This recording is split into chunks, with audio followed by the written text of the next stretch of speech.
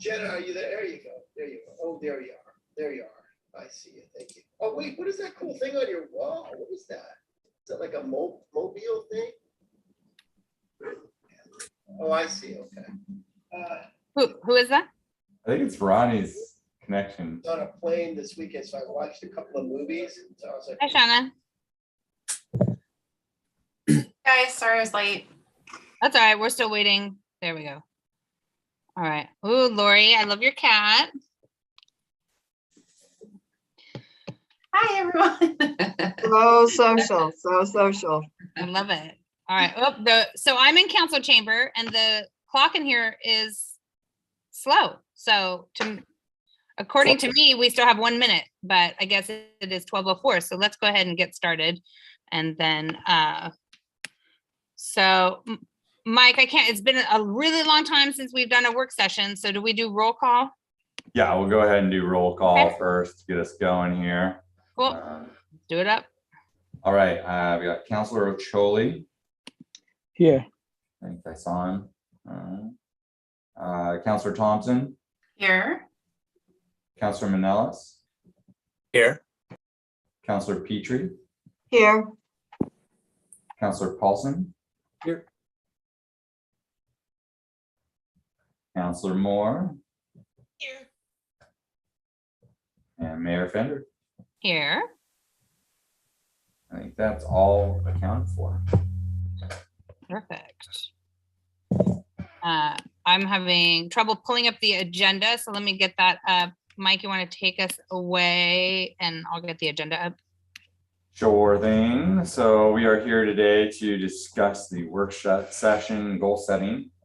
It's been a couple years since the last time we did one. Last time was in 2020, just before the pandemic set in, and then we got waylaid. And so what I've done is in your packet, I've done an update to our goals on where we are and what we've done over the past couple of years, and projects still to be still working, ongoing projects, things of that nature that staff has been working toward and trying to knock those goals out. In that attachment, you'll see we can go to that. I think it's like the third or fourth page in your packet. You'll see that we are still in the midst of master planning. We're still in the midst of our transportation system plans. We're still doing the alternative analysis for east-west connectivity. The concept plan has been final. The UGB has been final. All appeals have been dropped or satisfied. So it is officially now UGB. That was just a couple months ago when that came in. But we do have a number of stuff coming at us right now with these climate friendly initiatives coming out of DLCD and Metro and some of those things which are going to add more to our plate on top of the current planning work that we're doing already. Just so you guys know, we essentially have 3 large grant planning projects going on. The TSP, which is pretty much wrapped up except for that east-west analysis, but we also have to draft the findings and codes since DKS kind of left us hanging on some of that stuff. So Keith and I will be working on the code amendments and code language as well as findings for the transportation system plan, but we can't do that until we finish this east-west alternative analysis, and then we'll jump into finalizing the transportation system plan. The master plan now is re-kicked. We had our first couple meetings Monday and Tuesday. We have another meeting before the Planning Commission toward the end of this month on April 27th. And then we'll have a community meeting where we actually go out and involve the public, I believe scheduled for May, sometime in May. And we're trying to coordinate that with Clean Water Services. Bottom line, it's just a lot of admin work going on right now with all this stuff going on. And frankly, with Mira's current situation, we have new audit software that Cassell software that we've been talking about for a few years coming online right now. So there has been a lot of training sessions going on, which takes time, not only her, but Ronnie and Sam and myself. They're growing pains. It's a lot of growing pains right now. And we're getting hit with the pressures of growth without the benefits of growth right now. So if that makes any sense, if any of you have ever been in that circumstance, you'll kind of understand what we're going through right now. It's all the forward prep for the chaos that's going to come in the very near future. Let's see, we are still working on some street projects. We're still working on stormwater projects. We had a meeting with Clean Water Services just like last week, trying to figure out how we can add some catch basins to the area north of City Hall over here near the King City condos. If you're familiar, there's some water concerns in this general vicinity. There's also a stormwater facility up in the very north corner that oftentimes will overflow and cause a sheeting effect down the roads. So we're working on that. Street projects are an ongoing, it's going to be an ongoing goal to try to get those knocked out.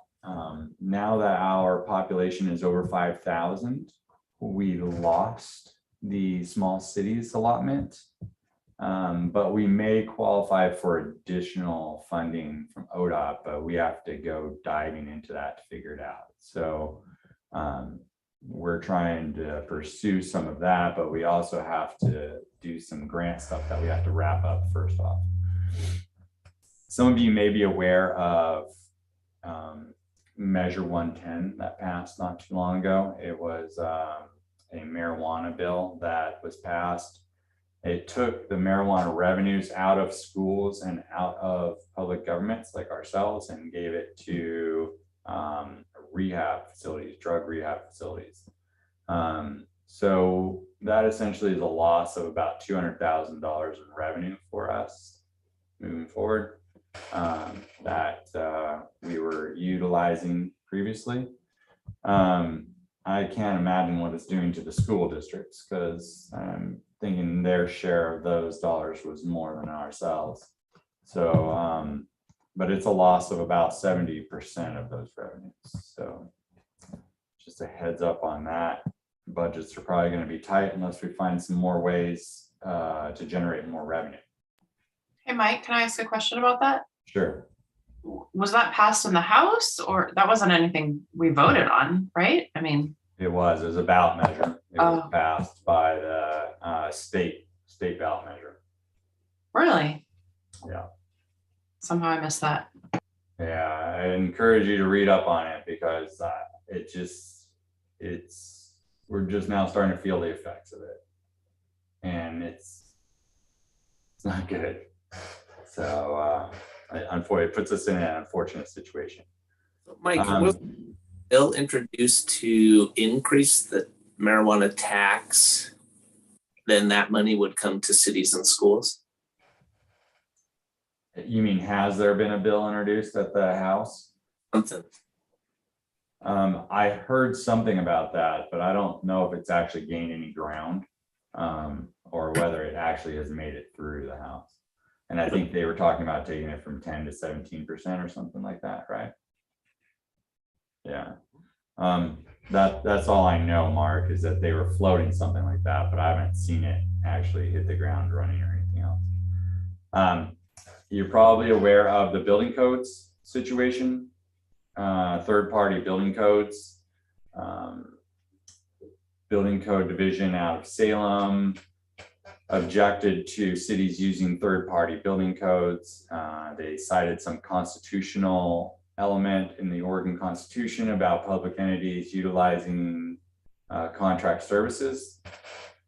We argued that it's a slippery slope, and where does it stop? You know, are you not allowed to contract for legal services? Are you not allowed to contract for engineering? Are you not allowed to contract for a planner?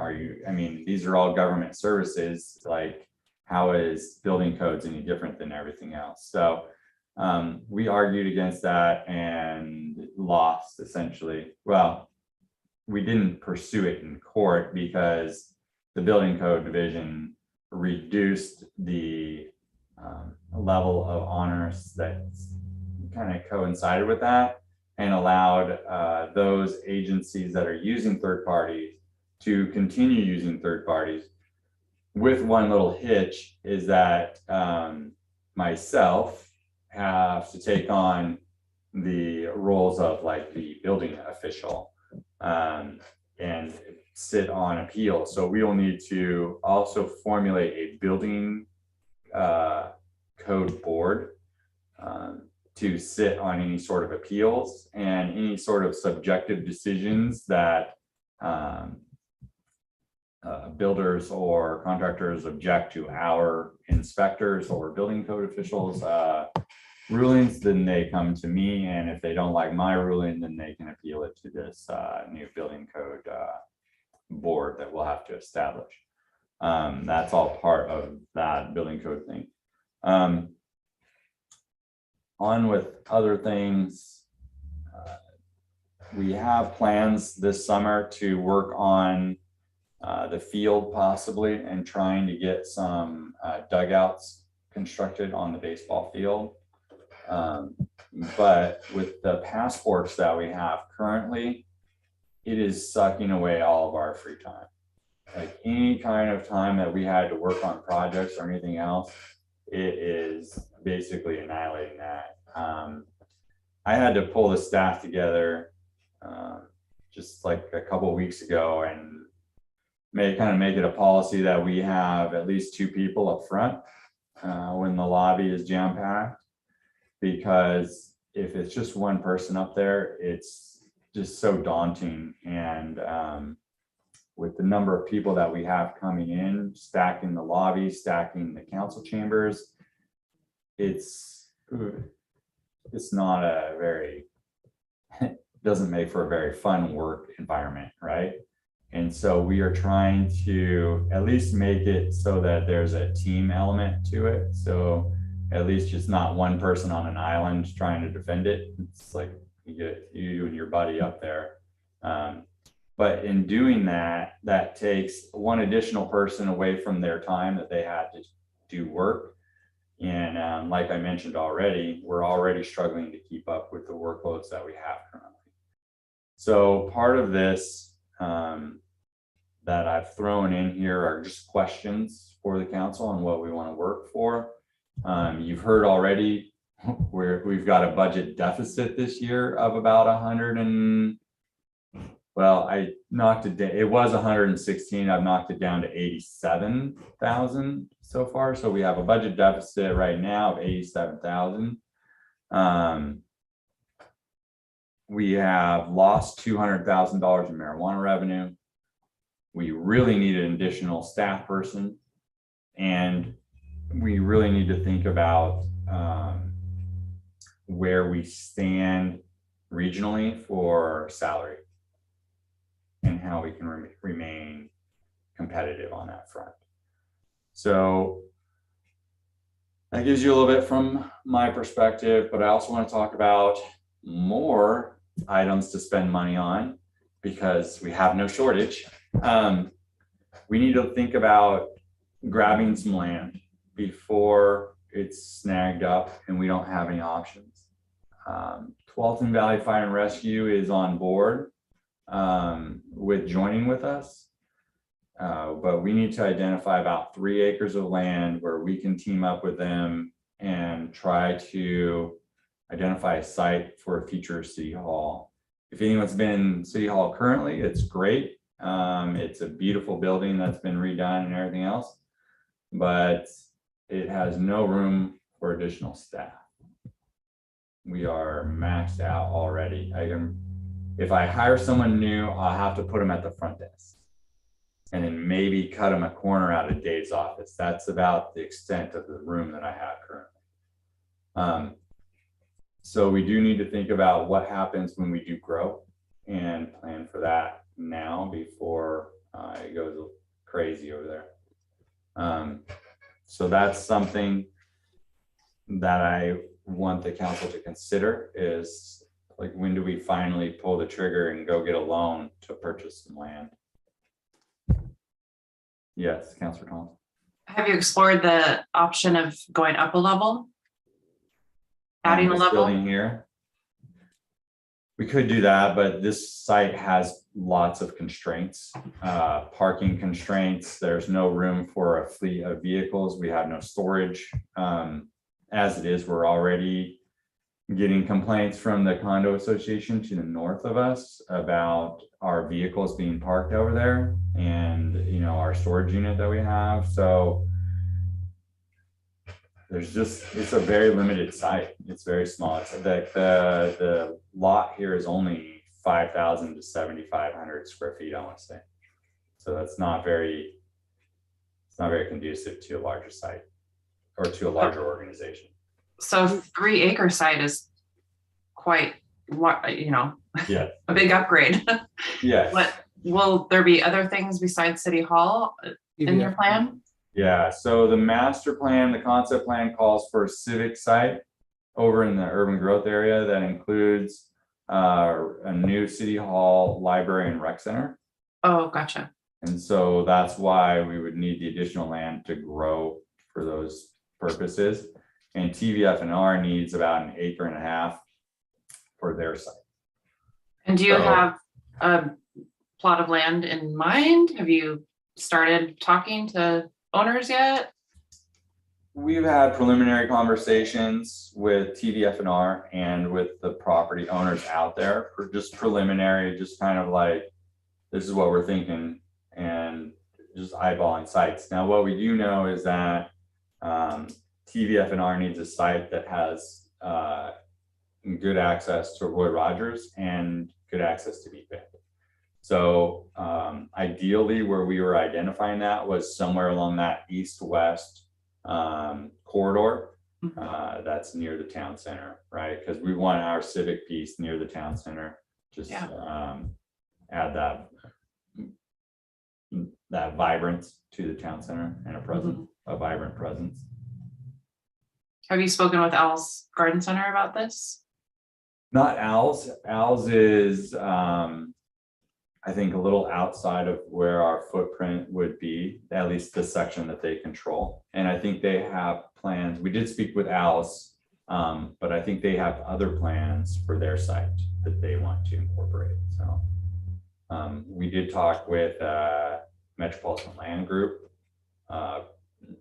not going into great detail, not getting into specifics, not nailing down what we would like to negotiate prices or any of that jazz, just kind of putting it out there that this is what we're going to need and where they might think is a good place where they might be willing to work with us on it. And so there's a long ways to go on that front, but we didn't pursue it in 2020 because of the pandemic, but also I didn't feel we were ready to go get a loan yet. Are we ready now? I think it's whether we're ready or not. Okay, I think Got at it. this point in time, and when do we start? We need to do something, right? And, Yeah. And so it comes down to ready or not, we need to get the ball rolling one way or another. We need to secure the land at least. when, sorry, I don't mean to be taking over your time, but kind of piggybacking on that, when does that urban growth boundary area become officially annexed as part of King City? We have to go through an annexation process. So right now we're working on the plan, right? So once the plan's in place, then we have to develop the code for the plan, right? So the plan is probably going to introduce some new zones potentially. And then we're going to need to make sure that our development code coincides with the plan and we adopt segments of code that correspond and don't conflict with the master plan, right? So then once that's adopted, we can look into development agreements or annexation agreements to bring these folks in. So right now, my guess is, like, looking into the crystal ball, it's going to be probably mid-2023 Okay. before they come in, which Thank is you. behind the 8 ball from where I wanted to be Yeah. by at least a year, if not more. So, Okay. so we Thank are you. well behind where I wanted to be. Any other questions? Did you guys, did the council have a chance to kind of review the list of the items that the staff has been working on over the past few years? Items that we're still working on. We still have a lot of long-term goals, short-term goals, midterm goals that are on there. I left a few blank lines toward the end where, councilors can add inputs and things of that nature. One of the things that we really need to figure out is how to raise more revenue. We are sorely lacking on that front, and it's mostly because we don't have a lot of services, right?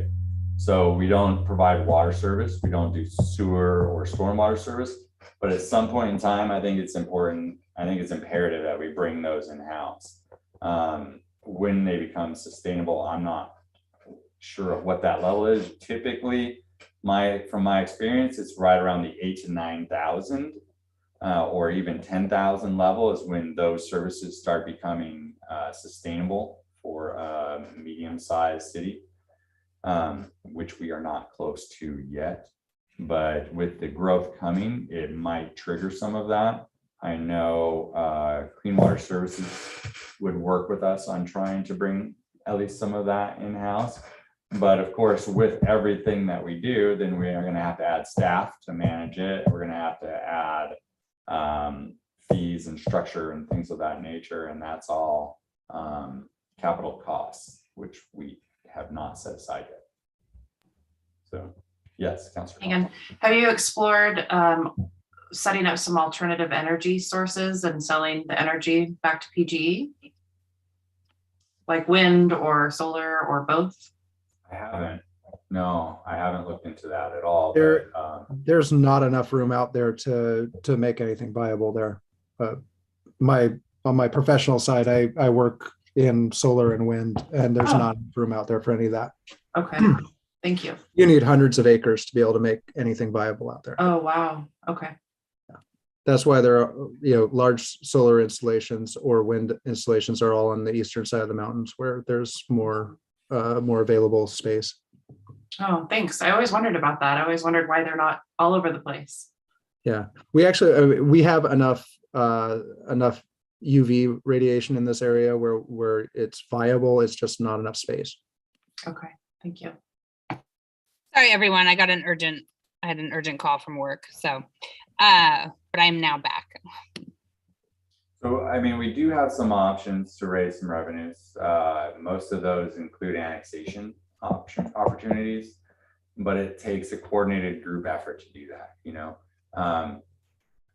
like I was mentioning earlier, the passports have really crimped our ability to get out of the office and engage for little pet projects like this. And to be quite honest, having 2 people at the front basically eliminates any extra staff that I have. So I have no one to send out to go knock on doors, to get petitions signed and get that ball rolling for an annexation. Mike, Yes.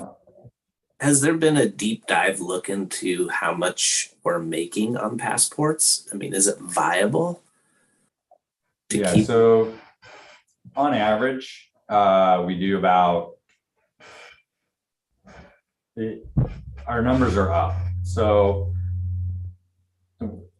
Mira and I did kind of a deep dive the other day, just kind of paper napkin, how many are we doing a day times the number of days in the year, or the number of days that we're processing passports in a year.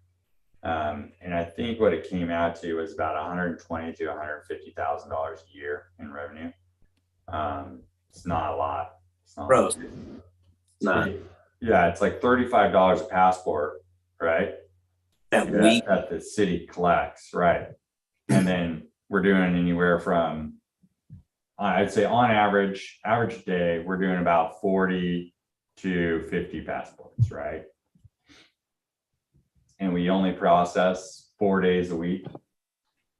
So passports could maybe sustain a 3 or 4 day a week person position. I agree. I think it does. The problem is that we've used the passport revenue to also support the positions for Ronnie and Dave on top of Sam and Mira's position, right? So we're already dividing that up. So the additional revenue that we're getting on passports doesn't quite pencil. If that makes sense. I think Yeah, with Councilor several Moore and questions. then Councilor Yeah. Petrie. Can you guys hear me? Yeah, we can hear you. I have the same questions as Mark, but you mentioned how much revenue there is, but that's not all profit, like you said, because we're spending that to support. Now, are the fees regulated, or can we raise fees or add a? We don't have any control over that. No, they're regulated. Would it help to start scheduling? No. That would reduce the money. we have. Yeah, Oh my. Okay. it's a conundrum. It is, right? I mean, really, there's a couple things, right? Basically, I think we need a canvassing weekend where we just all volunteer together to go get some annexation done. And really that just is going to take all of us on a Saturday and go canvass the area, right? Because I think the annexation, it just needs to happen regardless. So we've been kind of punting it for the last, couple of years because of COVID, but I think now we can safely do that. And right, canvassing for the political parties has really amped up. People are starting to feel comfortable going around. So I certainly don't want to ask anyone who's not comfortable going door to door, but I think we can do it in a safe manner for anyone who's still concerned, right? And then the other thing too, is I talked to Mike, is I think we have some low hanging fruit. Like, for example, I don't think residents know that if they operate a business within the city, they need to get a license from King City. And that's not a lot of revenue necessarily, but if we could do kind of a cheap online campaign to get people familiar with the fact that they need a business license, that's just a little bit of dollars for not a lot of effort that I think we can generate. It's not going to be anywhere near what we're the deficit, but I think we should start looking at some of those low hanging fruit items that, we've never enforced or really been too concerned about whether certain things that, are fee driven are being enforced or not. So I think we should kind of take a look at that as kind of one of my ideas too. What about park rentals? Well, not only do we need park rentals, but we need park schedule, right? In a way, because we are starting to get more and more people interested. So I definitely think that's a great idea. And I really want, in fact, Mike, I took a photo of it. I was at Cook Park for my son's soccer practice. And they have a great, just little board, kind of a plexiglass board that there's a lot of community information on there, and then scheduling and stuff like that. So I would love for us to purchase one of those boards down at the park. And, we should be charging, one, people should be able to reserve space, but two, they should be paying for it as well, right? Not an arm and a leg, but right. Right. For the most part, they do. I would say that. Before we get to Councilor Thompson, I thought Councilor Petrie had her hand up before we went to Councilor Moore. Yeah. Right. So I just had just a question on the passport thing. If I recall, the reason that we have an increased amount of passport traffic over previous years is because some of the other jurisdictions had closed their passport situation. Are we seeing those jurisdictions reopening so that it's going to impact that? I'm seeing a no. So this is a given now where we're at in terms of activity. It's not going to go down. Okay. Part of the issue is that we don't have all the other places have appointments, and the appointments are out 6 weeks to 2 Wow. months. And so we're the only place that doesn't have, so we have a huge influx of people walking in the door, right? Because they need passports and aren't able to get appointments anywhere else. And I don't see, I mean, Mike, do you think, I don't think that anyone is going to go to not, I don't think they're going to switch back to just walk-ins, at least for the next year. I doubt it, right? So. Yeah, I just don't understand how they're even viable for those organizations doing that. You know, they got money coming in somewhere else. yeah, it's just, they aren't trying to break even on it, that's for sure. For us, it just, you know, you figure $35 a passport. Our staff can probably do about 1 passport every 15 minutes or so. Sometimes if it's a family that block, they can get it done, you know, in a block of like 20 to 30 minutes. But, you know, over spring break, just to give you an idea, over spring break, I think they were doing something like 95, 94 passports a day. Oh, wow. Doing spring break. And that was like 3 or 4 of them up there pretty much all day during the passport window. And so it's just, and that's chaos. You know, it's chaos for them. Yeah. But on average, I'd say, you know, we're doing 40 to 50 on any given day, and which is a lot more than it used to be. It used to be they just kind of roll in. And when I first started here, it was Sam would be up front and she'd just be handling passports. And then we'd have these influx days where, you know, it was always getting that 6 to 8 week window away from June, right around, or 6 to 8 week window away from spring break, or 6 to 8 week before Christmas break. You'd get this mass influx at that point in time. And then you'd have Sam and Mira, and it was Chief Fessler at that point in time, and myself up there just kind of trying to help process things, you know. But now we've got Dave, Ronnie, Mira, and Sam all up there at the same time, trying to just get people in and out, and it's chaotic. I mean, we're handling it. I think we're doing a pretty good job of it. We've implemented some things with take the number and we'll call your number, and then that way we don't have people, oh, I was ahead of it, you know. And if they're not there when their number gets called, well, grab another number, you know. It's functional and it works, and we're bringing in revenue off of it. Now, what that looks like at the end of the year, you know, Mira's estimating around 120 to 150,000. I'm thinking if it keeps up with this pace, maybe it's more than that. Maybe it's a lot more.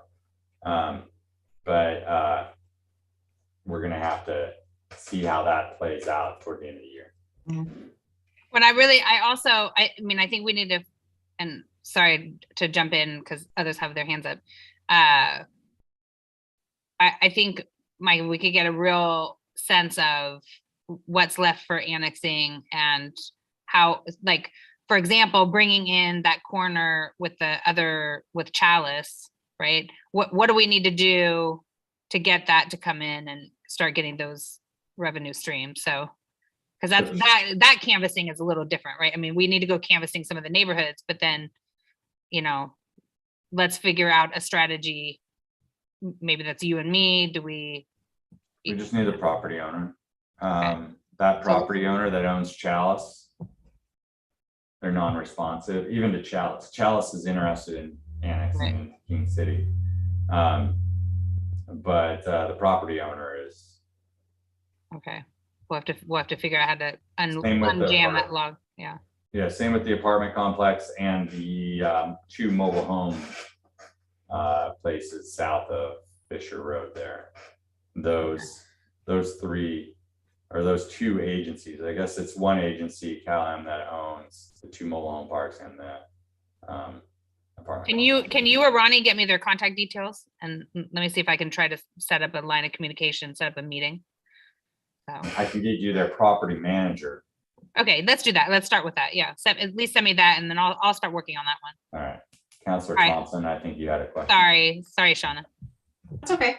I was just curious, who regulates the price for passports? is it the state? Is it federal? Who Federal makes- Department of State, Sorry, Federal Department of State. Federal Department of State? It's the state, like the State Department. Oh, okay. Federal Department of State. Okay, so there's nothing we can do about that. It just seems like if we could raise that somehow or get the feds to raise it somehow, that, It's, yeah, I mean, if you could get the feds to allow us to charge more. A right? convenience fee, right? right, I mean, Right? Because inflation, you gotta, everything's gotta go up. It's- $35 seems not high enough for the amount of time that it takes somebody to process it. Right. Yeah, it's not, I mean, you basically have to be doing passports all day for it to pay for that person for a day's labor. Right. Yeah. Doesn't make sense. No. It makes it really tough for them limiting us like that. Okay. Counselor, I think I had Counselor Ocholi first and then Counselor Manellis, is that correct? Yes, Mike, two questions. I think some of them might have been answered. The first one is on the staff being pulled to do the passports. Compared to what they would have been doing versus being pulled to attend to passports. If we look at the dollar amount, is it more beneficial for us to have them doing what they're doing because they've been pulled to support passport, or just have a dedicated staff team that will be doing passport and then they can generate other funds dollar-wise wherever they're supposed to be? Passports is basically the only service-oriented revenue stream that we have. That Okay. makes sense. So That yes, said, if they're doing passports, we're Go ahead, generating more revenue. okay, so other duties that's been impacted by the passport is not generating any revenue, correct? Yeah, I mean, some of those duties though are more like admin and trying to keep up with just the daily grind, like, knock out minutes or get the, AP in, the finance component is just entering receipts or entering in transactions, and those are or getting our court records processed or getting tickets filed properly. I mean, it's just the simple like admin stuff that lags. It's like because the passports are taking them away from that stuff. And then if you have a report, this is where it gets complicated, right? If you have a report that takes a deep dive and like you have to stay focused on, well, if you have to get up every 5 minutes to go do a passport, or you're stuck at the front and you only get a half day to work on that report, or you're the secondary on your half day where you're trying to get work, but then you're pulled up front because it's too busy and you only get half an hour to work on that project. Well, by the time you get back, you have to start all over again, right? And so that half hour or that hour or whatever time that you had made progress on is now back to nothing and you have to start back over. And so I think those are the gains that really burn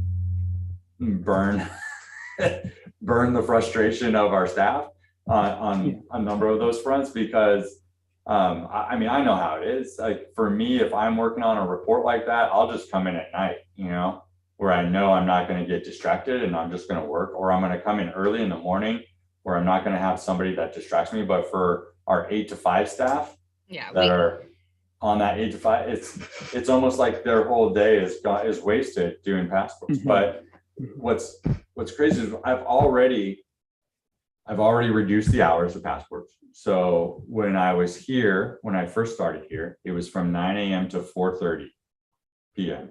Monday through Friday.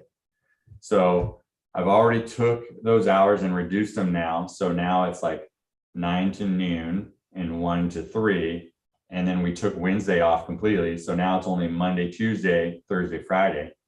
So I've basically given them half the week back if you add up all those hours, but the problem is that theoretically they're done by 3, but they're not, because if we shut it down, then we still are processing passports almost till 4:30, and then we have to get it over to the post office.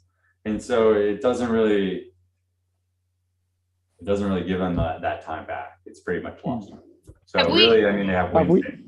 So just a full, sorry, I'll yield some time here. So have we kind of looked at the possibility of maybe getting internship program going. Have we considered that option?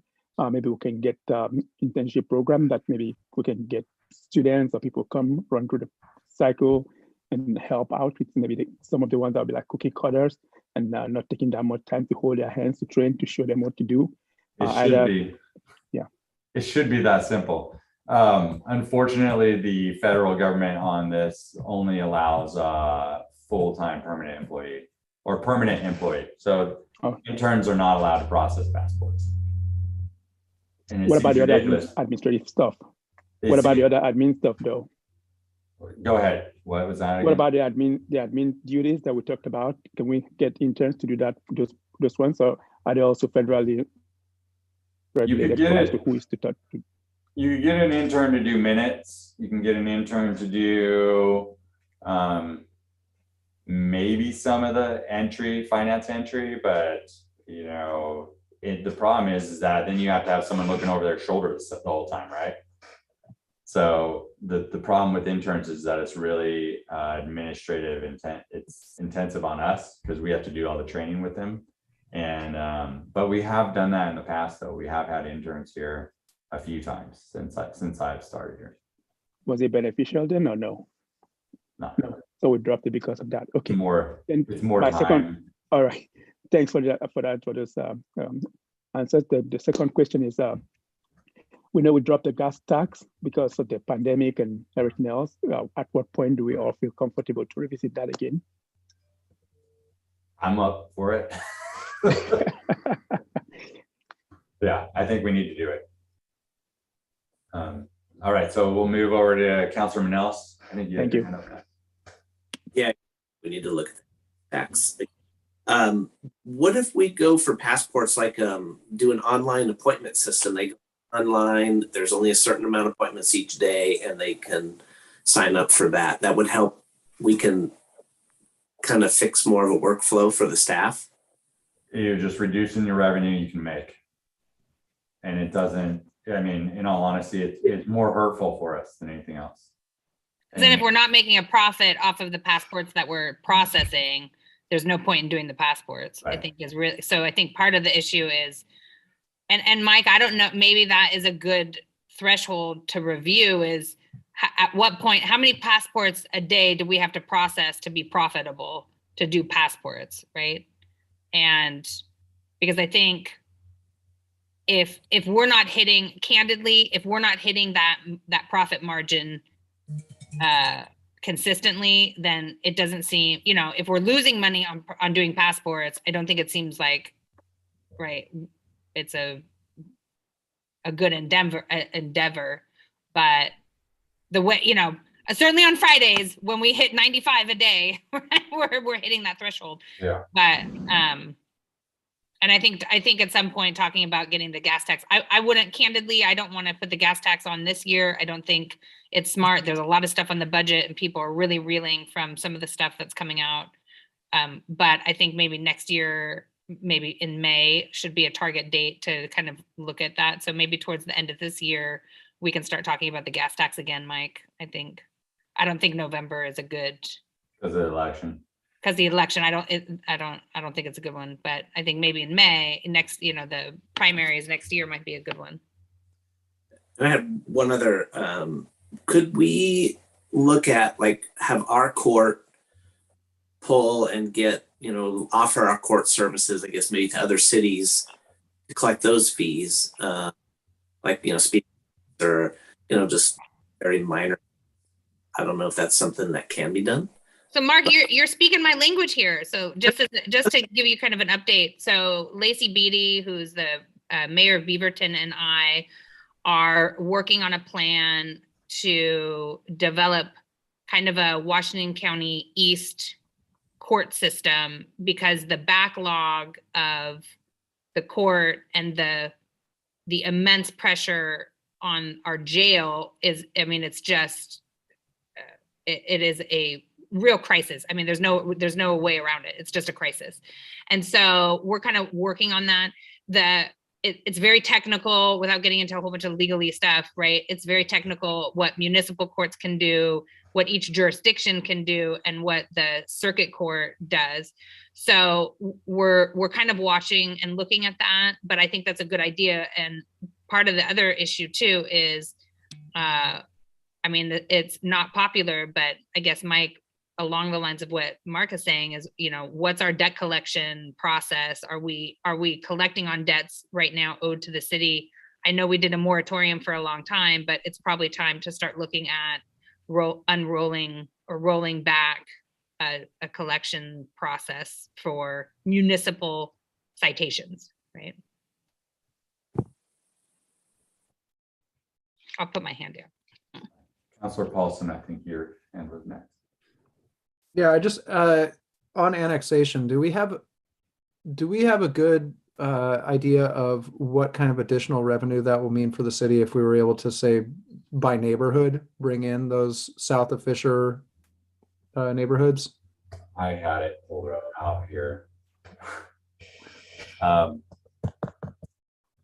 been a while since I've actually pulled it, but I think you're looking at, Because I'm just curious how many total houses, households we're talking about with those. I mean, there's the trailer parks especially are pretty substantial in size. But I'm trying to recall what those numbers looked like. I think I finally erased them from my board when I moved back into City Hall here, but I think we estimated if we got the areas south of Fisher, it was almost an added $500,000 to $750,000 annual revenue. But in that, you're going to need at least an additional police officer, we were figuring. You also have streets that are going to need attention. So there's some expenses. So, but I think if we were able to pull those in, I think you're looking at a bump to our bottom line, which would probably make up for the loss in marijuana revenue. That was the thought where we were last year. That was the thought, and that is making that a real priority now. Is as Jamie was saying, well, we had initially started doing the canvassing and the push for annexation for those groups a couple of years ago, but the pandemic kind of sidelined it. Right. So, making that a priority going forward to get back on that now that it is more safe to get out there and interact in that way, it seems like we should put that kind of at the top of the list of addressing the budget shortfall, is to really focus in on annexation and start organizing those walks. And that's something I'm happy to work on. Jamie, if you and I want to work on that, because I know that'd be great. we're out in the neighborhood all the time. Well, and it's actually really fun. Into that. Yeah. It's super fun to go talk to people. And I think especially, I think a lot, just by virtue of, my community involvement, right? I think a lot of people recognize either my name or my face, right? In the neighborhood, but I think it's really fun and good for all of us, to get everyone kind of knowing the rest of you, right? Like, so I think it would be, and it's good to kind of, go out. It's a lot.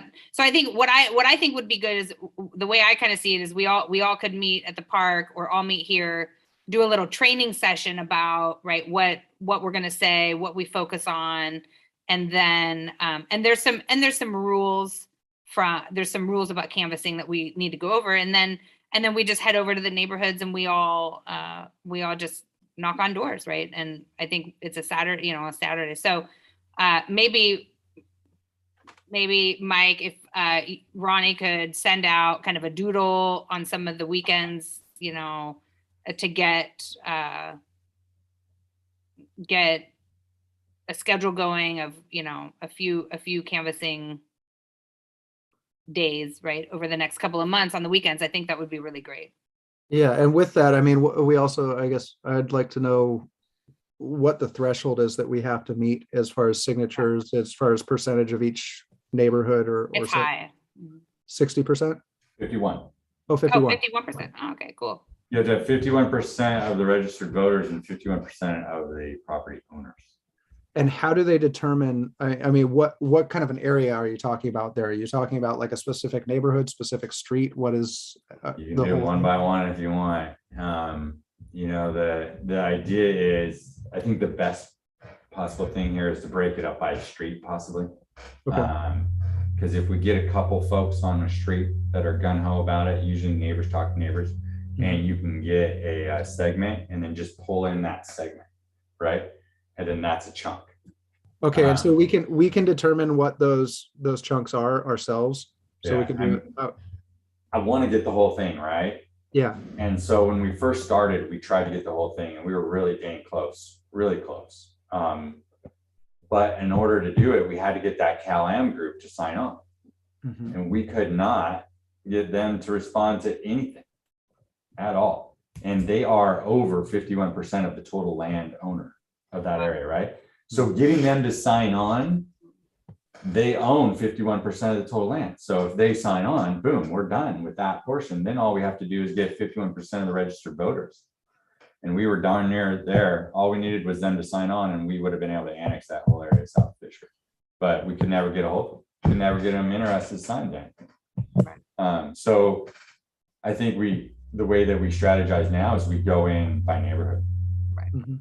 And hit a neighborhood here, hit a street there, and we just start taking or grabbing those that are actually interested. Well, and I'll revive the efforts with the group owners, because I mean, who knows, Mike? It's been so long, plus COVID. I mean, they might have new directors, they might have some, it's probably new people. So I think trying to go, I'll try to reestablish lines of communication with some of these property group owners, and if you just get me that information, and then. There's one other alternative, and that's an island annex. But we don't have the necessary units, not necessary properties on board yet. All right. So there was one property at the southern end of 131st Street, where if we had gotten them to come in, they had that big chunk of property all the way down to the river there. But they were concerned about our fire code, our like burning code. So like they want to be able to burn their tree limbs and their other things in their burn barrel and in their fire pit. I think we can probably adjust our fire code to just mirror TVF&R and leave it at that. Yeah. And then we don't have to be overly restrictive, and then we might be able to entice them in. And if we do that, that's one connection on 131st Street. All of a sudden, we've got over 75% of the whole area surrounded. Then we might be able to island annex everything else. The other one is the property at the bottom of 131st Street. Yeah, if we're able to acquire that from Washington County and we pursue the boat dock and the other improvements down there for launch, that also has the potential to create an island. Yeah, let's get working on that. I think that's the low hanging fruit. We can grab it from Washington County. Yeah. And I think they want 70,000 for design. So if we pull 70,000. I'll pass my hat around the council room. Yeah. I mean, we could pull that out for a property purchase. I think Mike Dahlstrom with the Highlands has been working on that and is very knowledgeable on how we can go about doing that. Yeah. So maybe a meeting with Mike Dahlstrom and pursuing that. Well, and that leads in well to what I want to talk about. So I'll wait.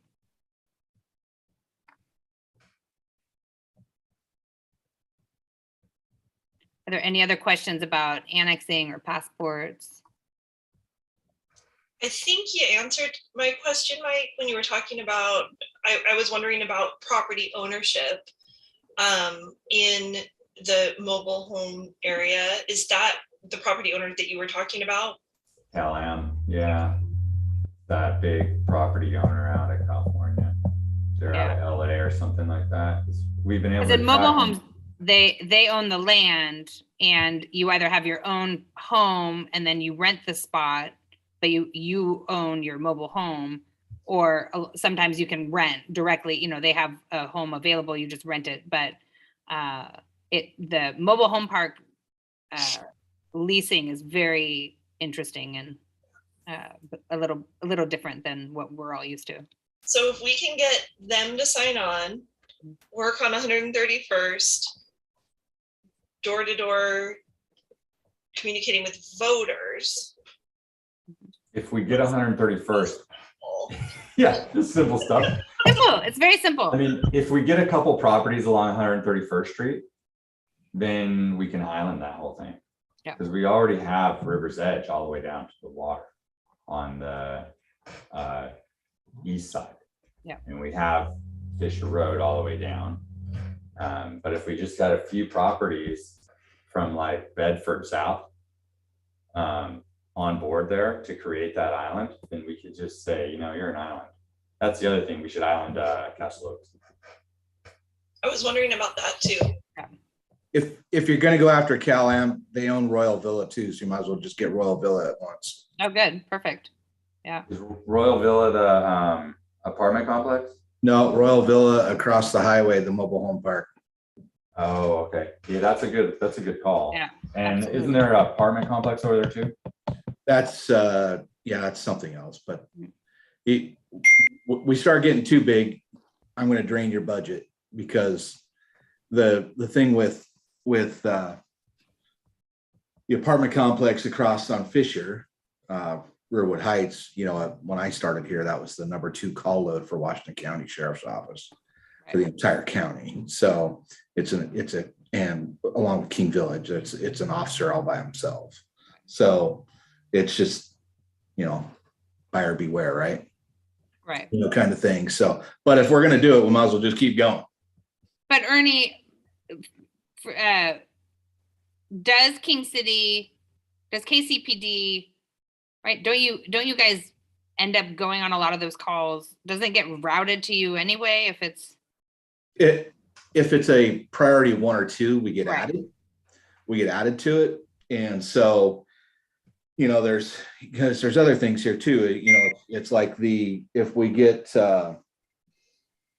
Mike, correct me if I'm wrong, if we got Chalice, we could then get the highway That's and right. everything that, you know, that goes on there too. And so it really creates, you know, it's a snowball, right? Where it starts to create a lot of opportunities for us, but we also have to be in the position to have the people work the area too. Right. And so, because you know, once we start going out west, we're effectively dividing the city, right? And so I've got one person out west, I got one person out here. I theoretically could have one person across, you know, that just all they do is south of Fisher. And so, you know, it stays pretty busy there. But I say, you know, if we're going to do it, just go for it all at once.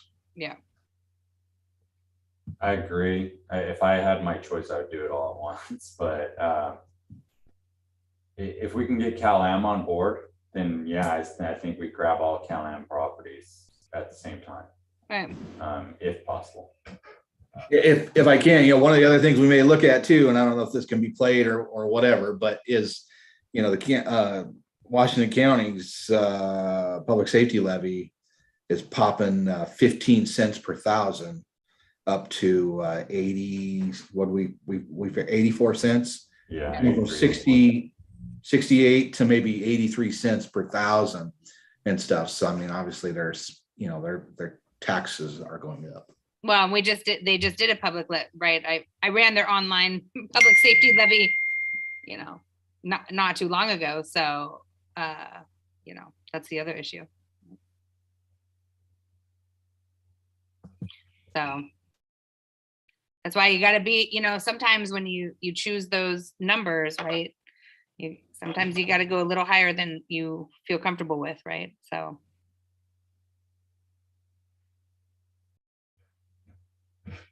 And so I apologize, Mike.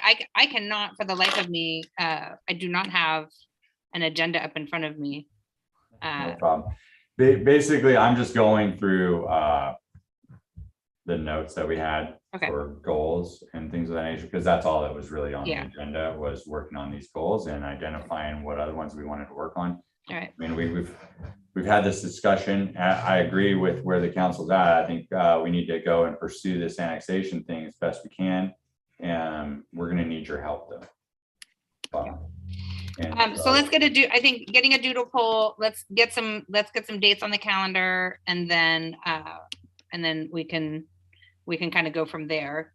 I'm gonna transition here. I apologize missing the first 10 minutes into the meeting, but so I think for some of you, and I talked about it at the last council meeting, right?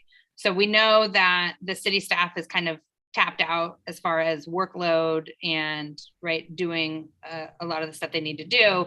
And yet we have several items that we have been wanting to do for several years. And then there's several additional things that I would love to see implemented. And so with that, I think the only way that we're going to be able to accomplish any of what I call the community building events, which I think are so critical right now, coming out of COVID, right? The last 2 years have been so hard for everyone. We, I think, lost a little bit of a sense of community. And I think rebuilding that is really important for the psyche of the city, but also for the residents and all of that. So what I see going forward is, one, to really try to engage people in the areas that they're really passionate about, right? And we have a ton of retirees, we have a ton of people who have really deep passions for things and want to be involved. There's no mechanism right now other than, maybe the foundation or the Lions Club, right? There's not a lot of volunteer or engagement opportunities in the city. So I think creating a framework of community committees, and I don't know if we call them advisory committees or whatever we want as the vernacular, but essentially it would be a committee that we try to engage in the sole purpose of that committee and get community members to participate. And then each of us take kind of one of those project committees, right? And just to kind of run through a few things that I'm thinking. So for example, youth engagement, right? We have long wanted to get a youth participant on either council or planning commission. We also, as a city, have not had a lot of interaction with Deer Creek. And I think it's really important that we start creating that building that a little bit better. So just as an example, Deer Creek just had their fundraising auction, and it was a missed opportunity, I think, for the city, where we could have done, auctioned off mayor for the day, kid mayor for the day, or we could have, so it's things like that I think we just need to build a little bit more community participation. Another one, a huge one, which Mike just talked about, is riverfront access.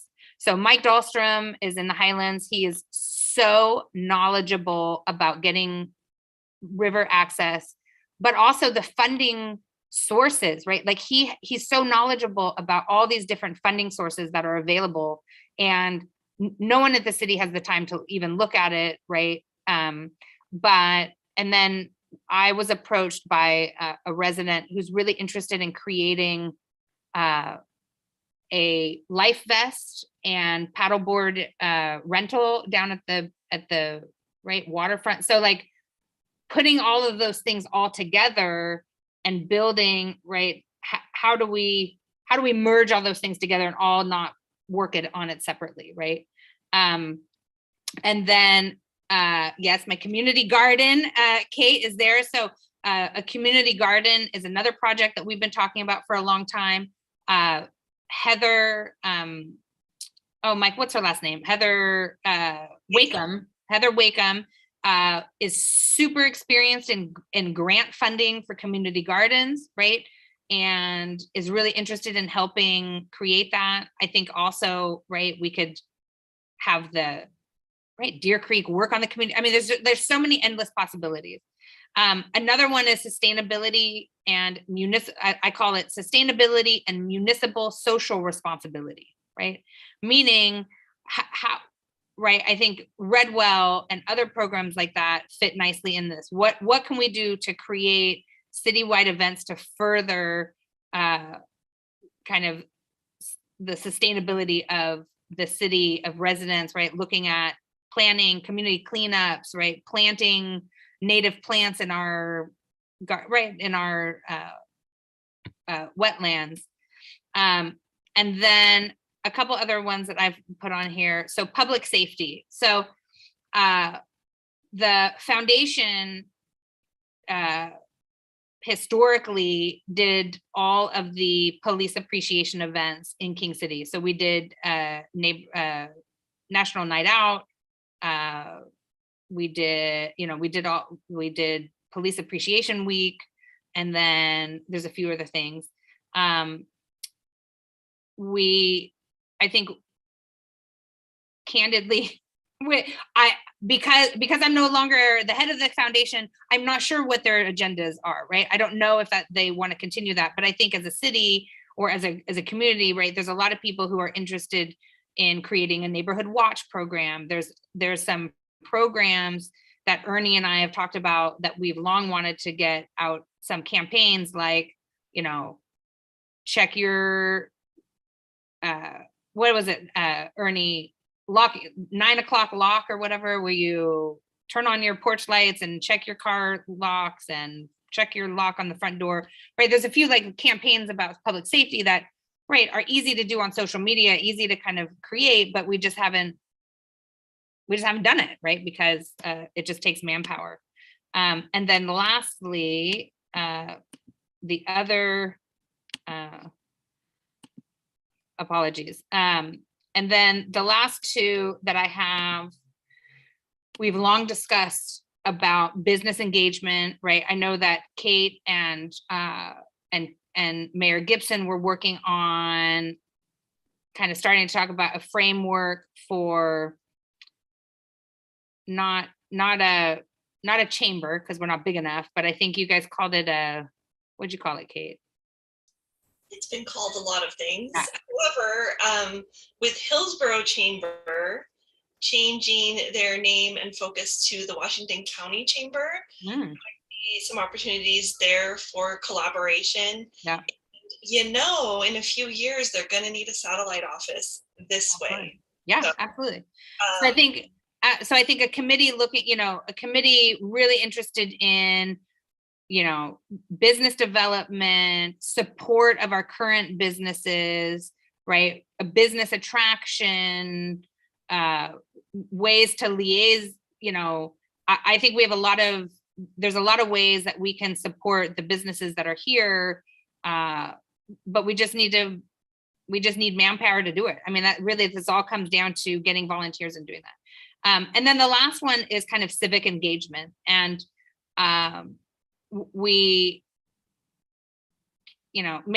Gibson and I had a lot of conversations towards the end of his tenure about the difference between outreach and engagement, right? And I think I don't necessarily think we need like a complete committee for that, but I think we really need to think and start shifting our paradigm a little about engaging people. And part of that, not, some people are going to come to our council meeting, right? But the reality is people don't want to come to council meeting, right? People don't want to come, only kind of geeky nerds that are cool geeky nerds like us, right? Really care to come and sit and listen, and unless they have a complaint, right? No one's gonna, their engagement with us isn't gonna be just sitting here listening to us talk, right? And so I think getting people engaged in what we're doing in addition to what we're talking about is imperative. And so I think trying to get people roped in. And so my kind of grand vision is that we work on this committee idea, and that each of you take one and run with it that you're passionate about, right? And I have a list of, I've kind of a list of people who already I know are going to be slotted into these committees, right? Members of the community that really want to be engaged and kind of do this with us.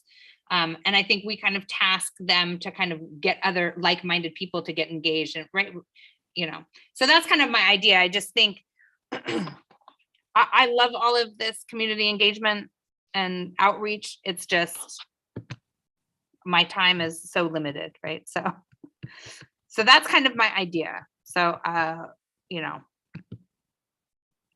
thoughts. Shauna. My thought in general on it is I love your passion and I love the direction you want to go with it.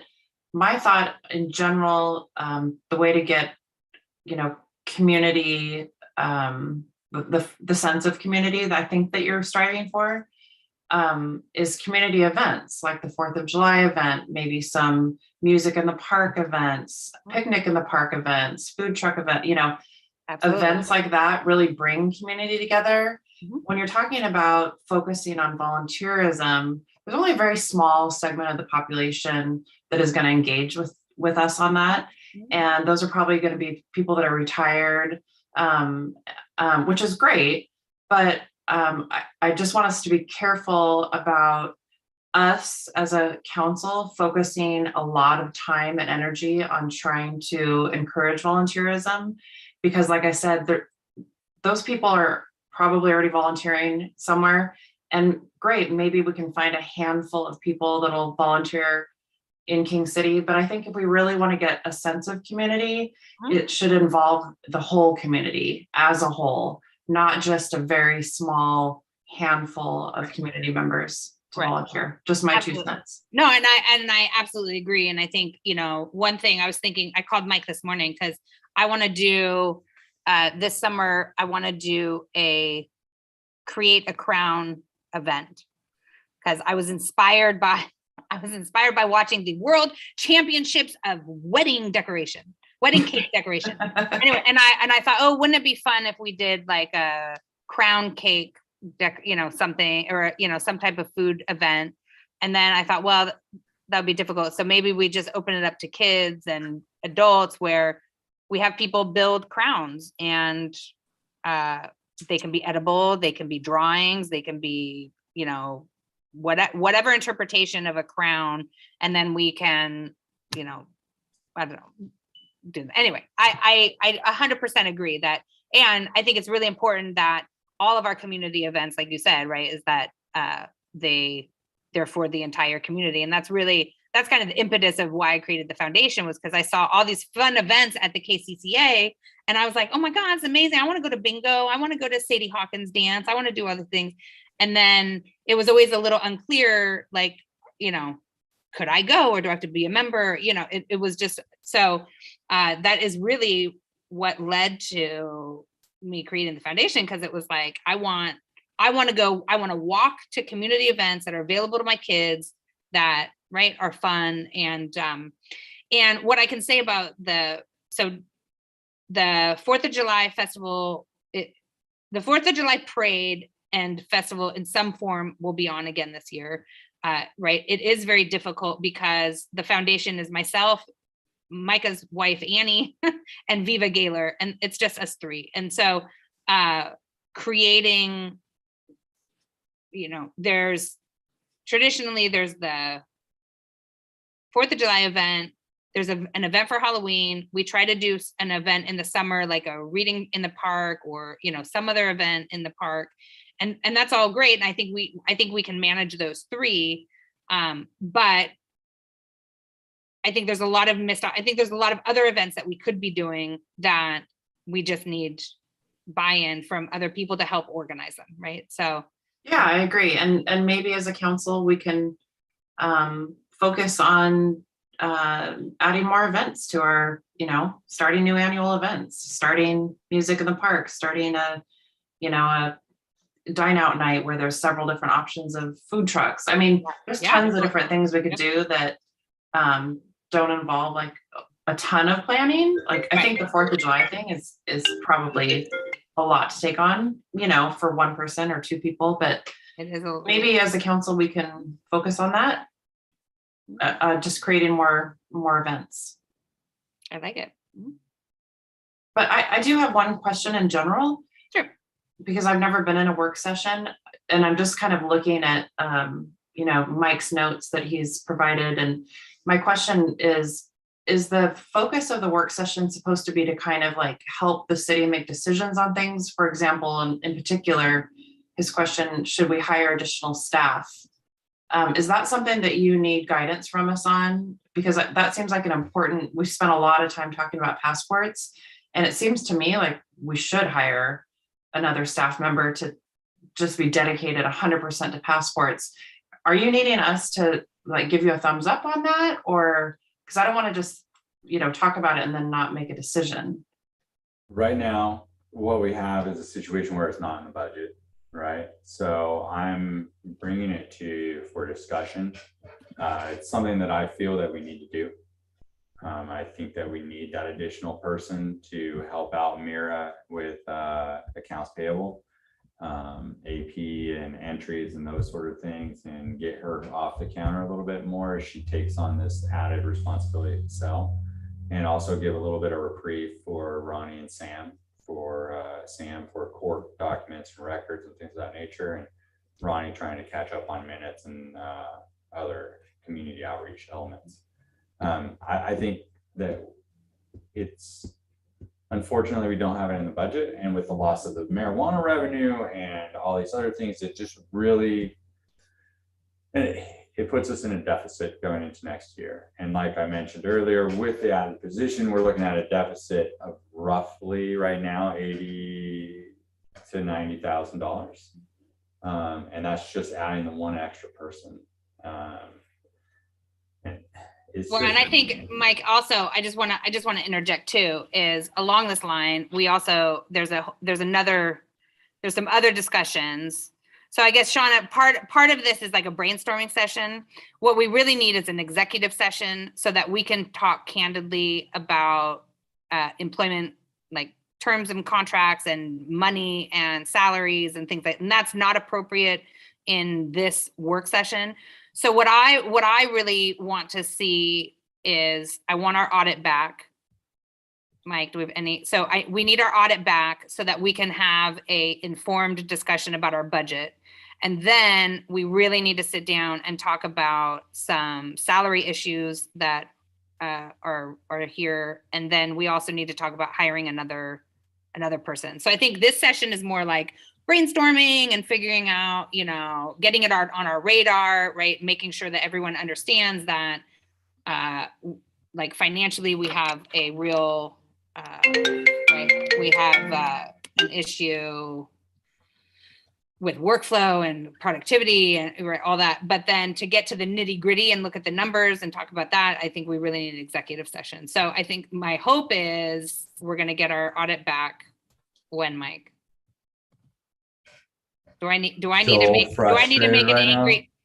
an angry like mayor email? Yeah. Say, yeah, because I've already had angry calls and angry emails over there. Okay. It's just now, I mean, and I of course get the, well, we lost all of our accountants, and the accountant that was working on your audit already left the organization in February, and then we couldn't get a replacement for that person. So now we have somebody in, but they're trying to catch up. But here we are, it's like friggin' April. We should have had this thing done in November, December. Okay.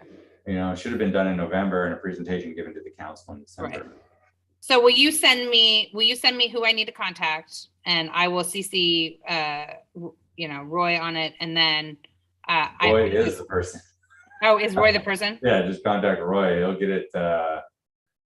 Okay, I'll send a polite but angry mayor email to Roy, and because this is just ridiculous, right? Yeah, we basically had to start all over again. So with a new auditor, right? So we had Ari, who had rolled through all of our stuff and had all these questions along the way, and we thought we were expecting something in November, December, after Mira did all this stuff in August, September, October, and then went silent for a couple months. And then Ari was apologizing in January, saying we lost our accountants, so we're helping me on this, and now it's just me. Yeah. And then the following month Ari left, And so then it was nobody. And then we got a new person on it now who's been asking the same questions that Ari was asking back in August, September, now with Mira. So.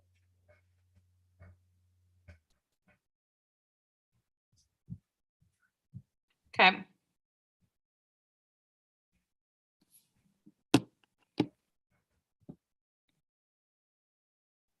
But we do need to discuss, I put it in my notes here. And I think it's suitable to kind of discuss part of it. And I kind of hit on it earlier when we talk about employee retention and we talk about being a compelling place to work and stay and retain the employees that we have. If we're not very competitive with everyone around us, it makes it really challenging. And I constantly see places that are smaller than us hitting above their belt, if you will. Well, there's some there's some shocking ones right now for, just some huge salaries for, right. So it's only kind of getting worse. Yeah. So, I definitely think we need a full-time front counter admin person. I think that's kind of a no-brainer, but we can't hire someone and not deal with the other competitive salary issues that we're having, right? Especially with our police department. They're so underpaid compared to elsewhere. So we just have to have some discussion about that. So I don't, Well, we've come a long ways. So since I've been here, I think we've increased those wages probably 35% to 40%. We were 3,000, now we're I think at least 5,000 a month, when I started out. So we've made significant progress. There's still more that needs to be done. We have a year where the CPI is 8.2%. So anyone that's a top step earner is going to get 8.2% CPI this year. That's significant. We're still behind, significantly behind. So it's something to consider. We did just give them we did just give them a nice ARPA check. True. So there is that, but I find that there's sometimes some short-term memory on that stuff. So those things are also not recurring. So right. Yeah.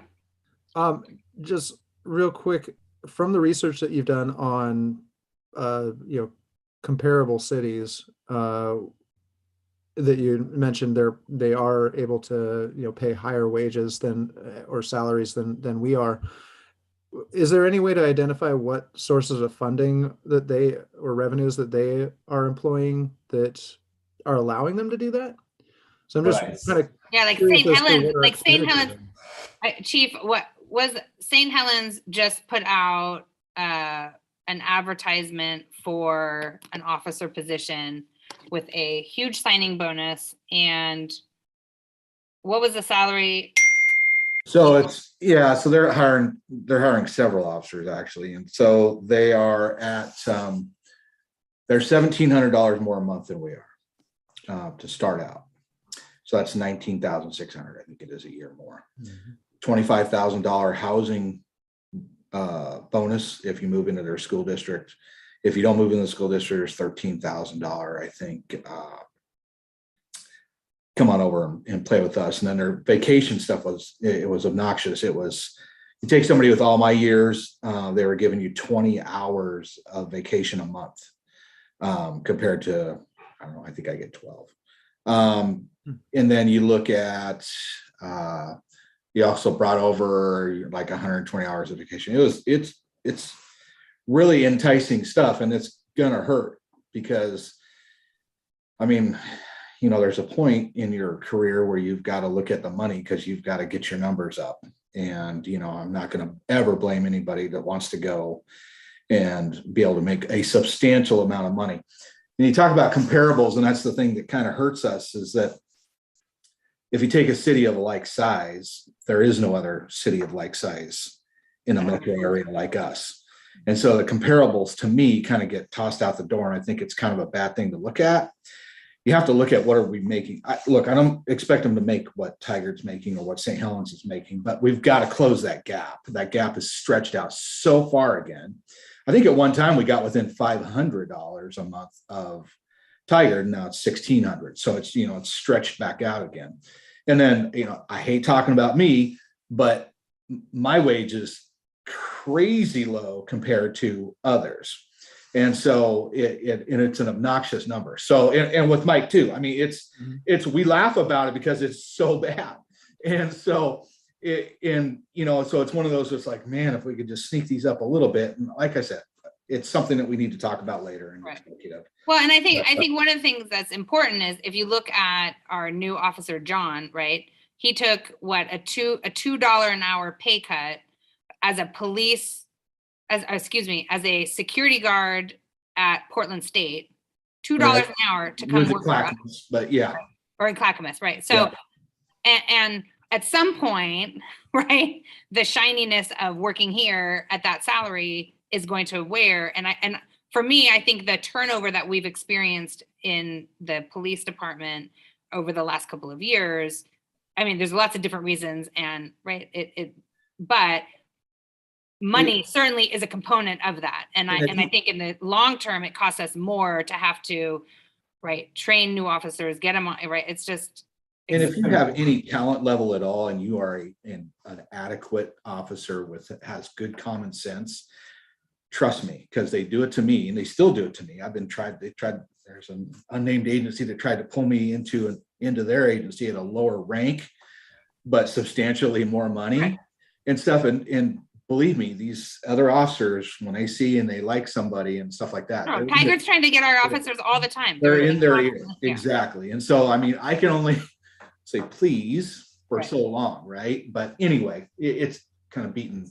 It's not just our officers, though. Right. Exactly. It's everybody here. Across the board. Yeah. Right. I mean, we've got some talented people. Oh, Dave is woefully underpaid, and Dave's like probably the, no disrespect to any other staff member here, but Dave's probably the hardest working guy out of all, like he's just constantly working and he gets paid the less. And I agree. And then the other issue that we need to also talk about is, right, we have 4 council positions opening in November. So in theory, we could have 4 people who aren't in here, right, who don't share the value of the city, and right, could make sweeping changes to my, could fire Mike at will, could fire Ernie at will, right? So I definitely think that there's a discussion not only around kind of salaries, but also looking at contractual terms to build in a little bit of insurance or security, right? That yeah. Right. So anyway, those conversations aren't appropriate in this forum, but those are some of the things I think we need to work. Sorry, Mike, I cut you off. Oh, I Shauna just in the chat echoed it, but kind of getting back to it, even if, so there's no real cities that we can compare to in the area, but just thinking of smaller cities just in general, where are they getting the funding to be able to increase and provide these types of salaries? Because we want to, and as we've talked about here, what are our additional forms of revenue that we can get? Maybe some ideas from those communities that are able to provide better salaries. Is there any sort of communication with them that we can establish to try and understand how they're funding it, because we want to? So I looked at the St. Helens budget just to get an idea of what they were doing and how they had about $10 million in contingency to start off with, but they also have a water district, and they get, that's $8 to $9 million right there. They have a sewer district, and that's another $10 million there. Then they have a stormwater fund, which is another like $9 million. So that's like $30 million right there. And then their general fund had a budget of like 10 million, and then their police fund had almost the same amount of money that we bring in as a city. So it was like their police budget was like almost 4 million, if not 4 million solid. And this was like last year or the year before that I was able to find online. So the big thing that I saw from that is that they're providing services. So they have the water service, right? Water, sewer, stormwater services. Well, we're contracting all that out and collecting a small franchise piece back from 5% back on the profits from City of Tigard and Clean Water Services. So I think as we grow, we're going to need to bring some of that in-house because we're going to need those revenues to augment other pieces. But you know, there's also things like they have a community public works fund, they have a parks fund, they have gas tax, they have all these other funds that come in to augment their tax revenues. So they have, and I'm guessing those come from levies. A lot of them probably like a parks levy or park services. So they probably have a parks levy and park services that they charge for. They probably have public works services that maybe they collect and charge for as well.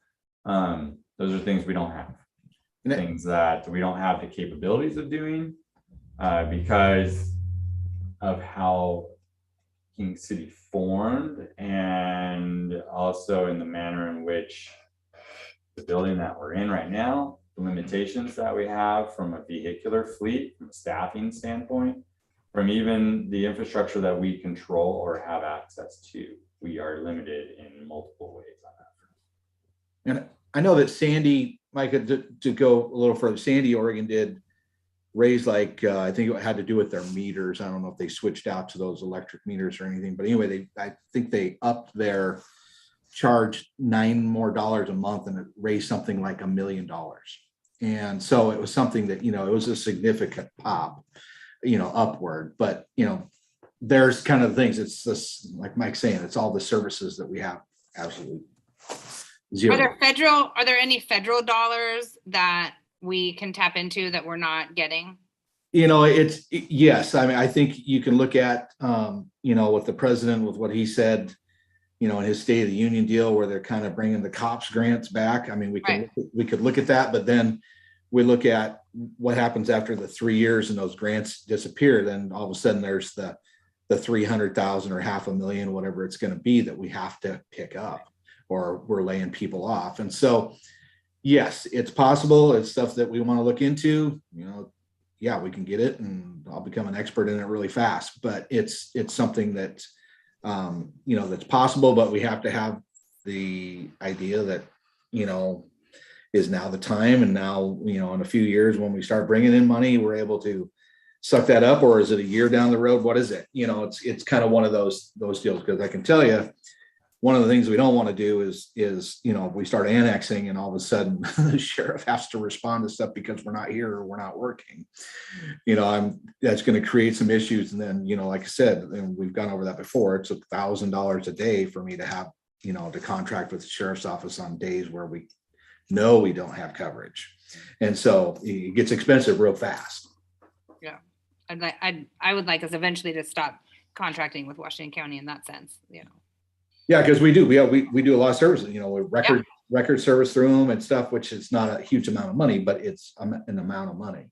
Yeah. And so we'll get there. But again, it's just, we need to have the staffing and, you know, officer wise, that's where, you know, we need to get there. So I just want to take a second just to kind of, because Mike had posed a question, what kind of cities can we look at that might be comparable, right? And Ernie pointed out that there's really not any in our population range, say like the 5,000 to 6,000 population range that are in metro region. Mm-hmm. Probably the closest I would say is probably Hood River at 7,800. They have more people, but it's also a rural district, right? So even that's a tough go. Essentially what you have is Veneta, Philomath, Tillamook, Marlene Village, Winston, Creswell might be a shot. Crestwell might be a good one to look at because they're close to Eugene. They're gonna have some of those, Yeah, more Uh, urban issues. yeah, then you have. A lot of meth in Crestwell. Yeah, then you have Warrenton, Sheridan, Junction City, Deschutes River, Woods, Brookings, Talent, Raleigh Hills, West Slope. Is that Portland West Slope? Do you guys think? Raleigh Hills would be. West Slope, I would think so, like that west. So maybe, but do they actually have? Oh, They're Yeah, no, I inside can't- Portland though, right? yeah, they're. I think they're their own little city though, but they have their own library. Do they have their own police department? Let's look. I'm gonna Google. Who's gonna write these No, down? they contract out those services Mhm. with Okay. either Multnomah County Sheriff's Office or Washington County Sheriff's Office. And so that's who covers those areas. That's maybe not even Portland, whether it's Portland or Multnomah County or Washington County. Yeah, it's It's part of- unincorporated suburb of Portland, it says. Yeah. Okay. So then they don't have an administrative side at all. Mm-mm. Seaside, Madras, Milton, Freewater, Umatilla, Garden Home, Scappoose would be the next closest. That's probably a decent comparable. Although I think they used us for a comparable, didn't they, Ernie? Yes, they did. And so, I mean, it was one of those that's why their police chief candidate quit. Was because they weren't willing to raise the wages of the officers because they're losing all their officers to St. Helens or whoever else. And so all of a sudden, why wouldn't you move 8 miles down the road for $1,700 more a month? Because they caught up to us. And, and so, yeah, I mean, because if you want to use them as a comparable, I'm getting a raise. I can tell you that because their chief is up there. And just for an idea, Scappoose is at about 7,500 people. Probably more. This is an older population study. I think we're at 8,000 now. My wife works for the city of Scappoose. So, I think they're at 8,000 and, you got to look at the total number of employees there. I think are close to 40. It's quite a few. They've got a big public works. Obviously they're in a building boom, kind of like what we're going to have been in and what we're going to be in. The same with, the St. Helens area and stuff like that. And so it is similar in size, but like I said, they're going to quickly lose another half of their department too. Well, I mean, what about Hood River though? I mean, they are right around 8,000 as well. But they are outside of our metro region.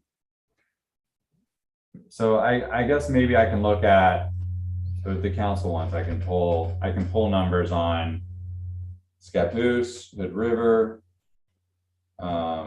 Creswell.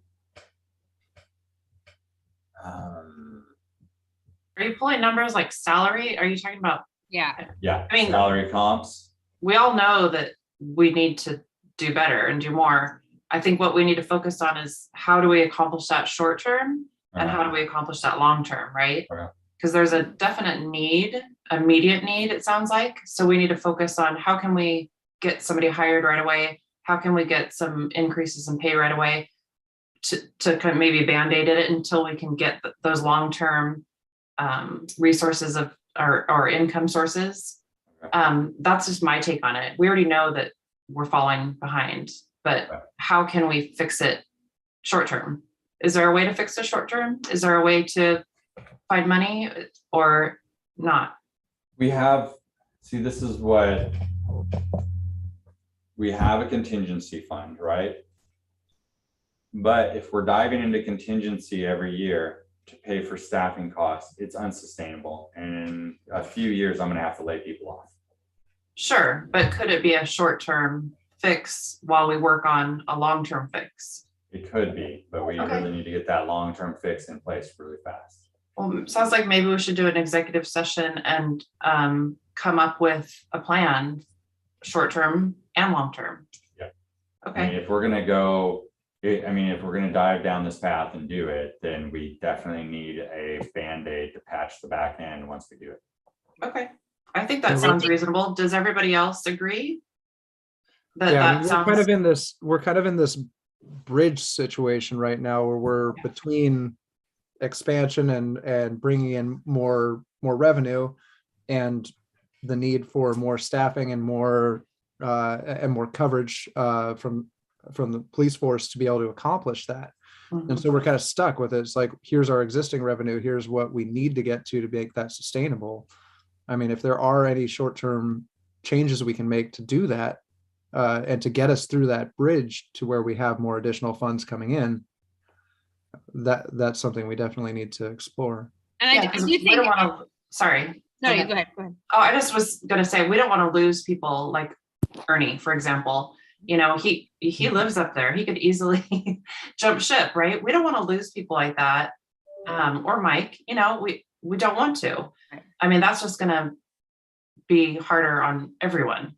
That'll So put us further behind, and that will also make, create more shortfalls later. yeah, I feel like it's a relatively urgent need that the city is coming to us with. And I think that that's our primary function as a council, is to address those urgent needs. And that's just the feeling that I'm getting from everything that I've been hearing. So I, for one, feel like we should make that a priority. Agreed. Now, this is a work session, so we can't jump on that, but we can. Exactly, definitely- exactly. But I think in our executive session, and I would like Peter there too, Mike, so that we can kind of talk about, right, putting in some safeguards to the contract language. And then I think there's some creative things that we can do with later steps. And, the way the police officers are, the way their pay is scheduled, right? There's steps but I think we can look at kind of long-term. So maybe Chief, if you can be ready at that executive session on, right, maybe some proposals on long-term, right?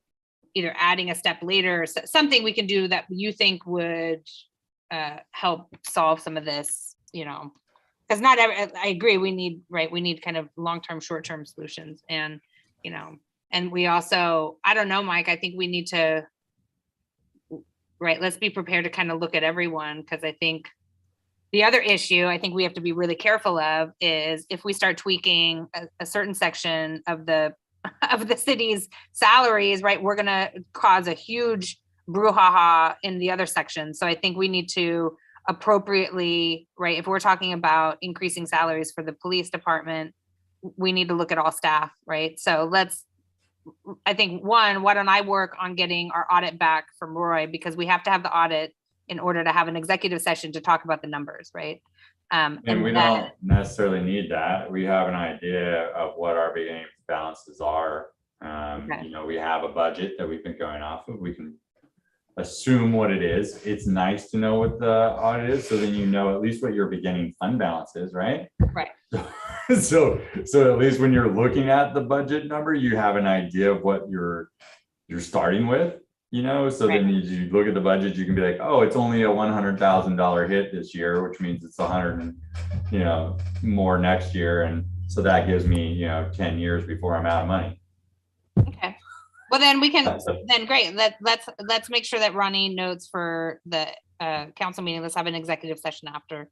And I don't know if Peter's going to be able to join us, but I definitely want to have some discussions on the contracts, right? So yeah, I think.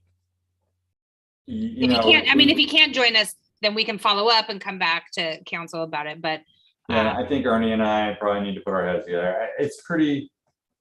When we talk about executive contracts, what I think Ernie and I were talking about is pretty standard in the industry. It's just it's a typical 5-year contract where, that way, if there's an election year that comes in and if the pendulum swings to the other side and like they want to just fire us because they disagree with the course of action that this council has taken, so now they want a retribution on whoever they can get retribution on, there's some sort of insurance for our livelihood if we find ourselves without a job. Right, because absolutely.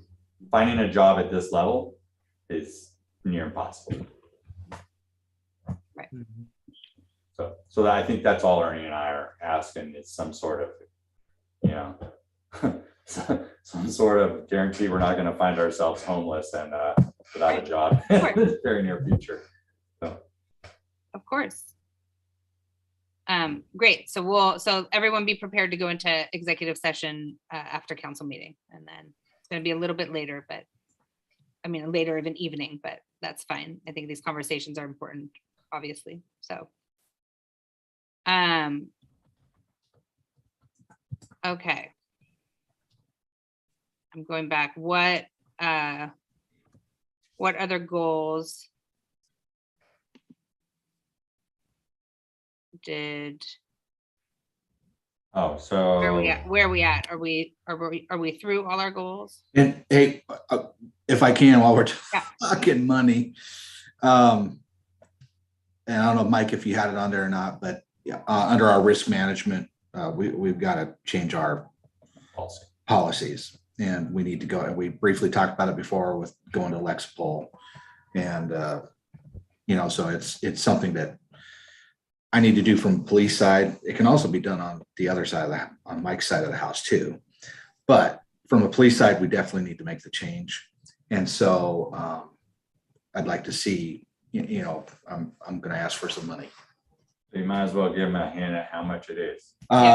My ask is for 25,000. It's less than that, but I'm just putting it, that's my cap. I think the last bid I got on it was around 21 or 23,000 right in there. And that basically gets them to start the policies and do what they do. And then it gets them to start pushing the stuff out rather than me having to get in there and dig through every single one. I'm still going to have to do some work. It's still going to take some time. It's several months of going through it, but at least it gets us up to best practices, both from a federal, state, and municipal level. They come out with all the updates, and so it's just from a training aspect, it's awesome. And it just gets us in line with everybody else that we're here in the South Cities. Everybody else is on a Lexipol minute, because my I don't have it in here. My Lexipol, our current policy manual is this big. The Lexipol manual is a volume and a half. It's probably close to, it's 800 to 1,000 policies that they can write. Now we can pick through those and tailor them to our city. But it's just, it's the way to go. And it's just something that reduces our risk significantly through this firm. Has anybody talked with regard to that? Are there any savings that we can realize in implementing those policies to our insurance that we have?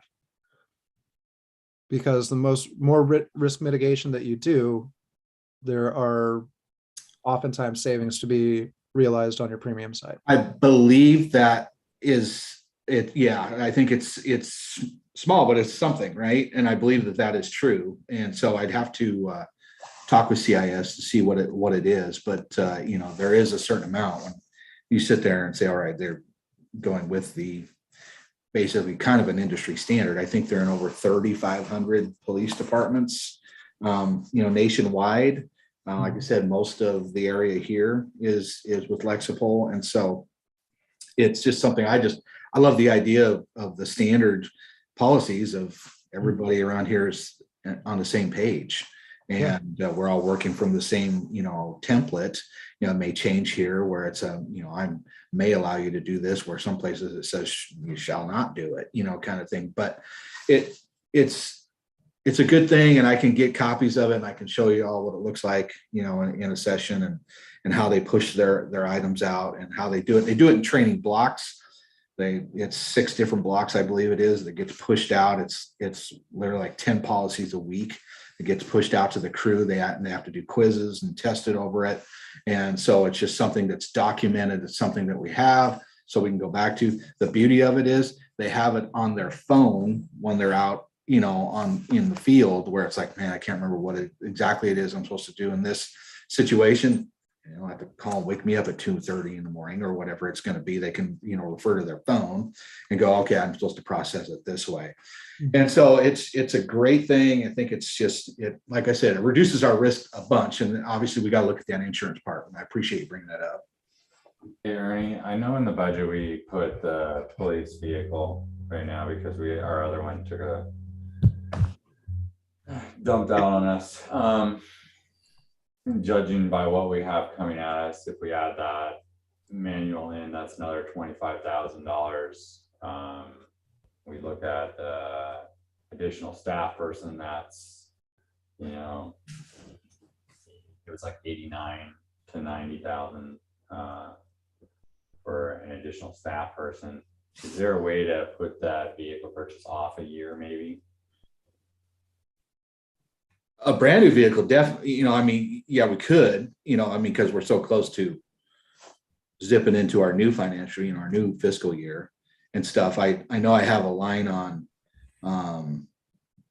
some previously owned rigs that, you know, that we can get into. I think that would help from staff standpoint, particularly for the lieutenant, you know, and stuff, because we've got 3 marked rigs that, you know, I think are still have a lot of life.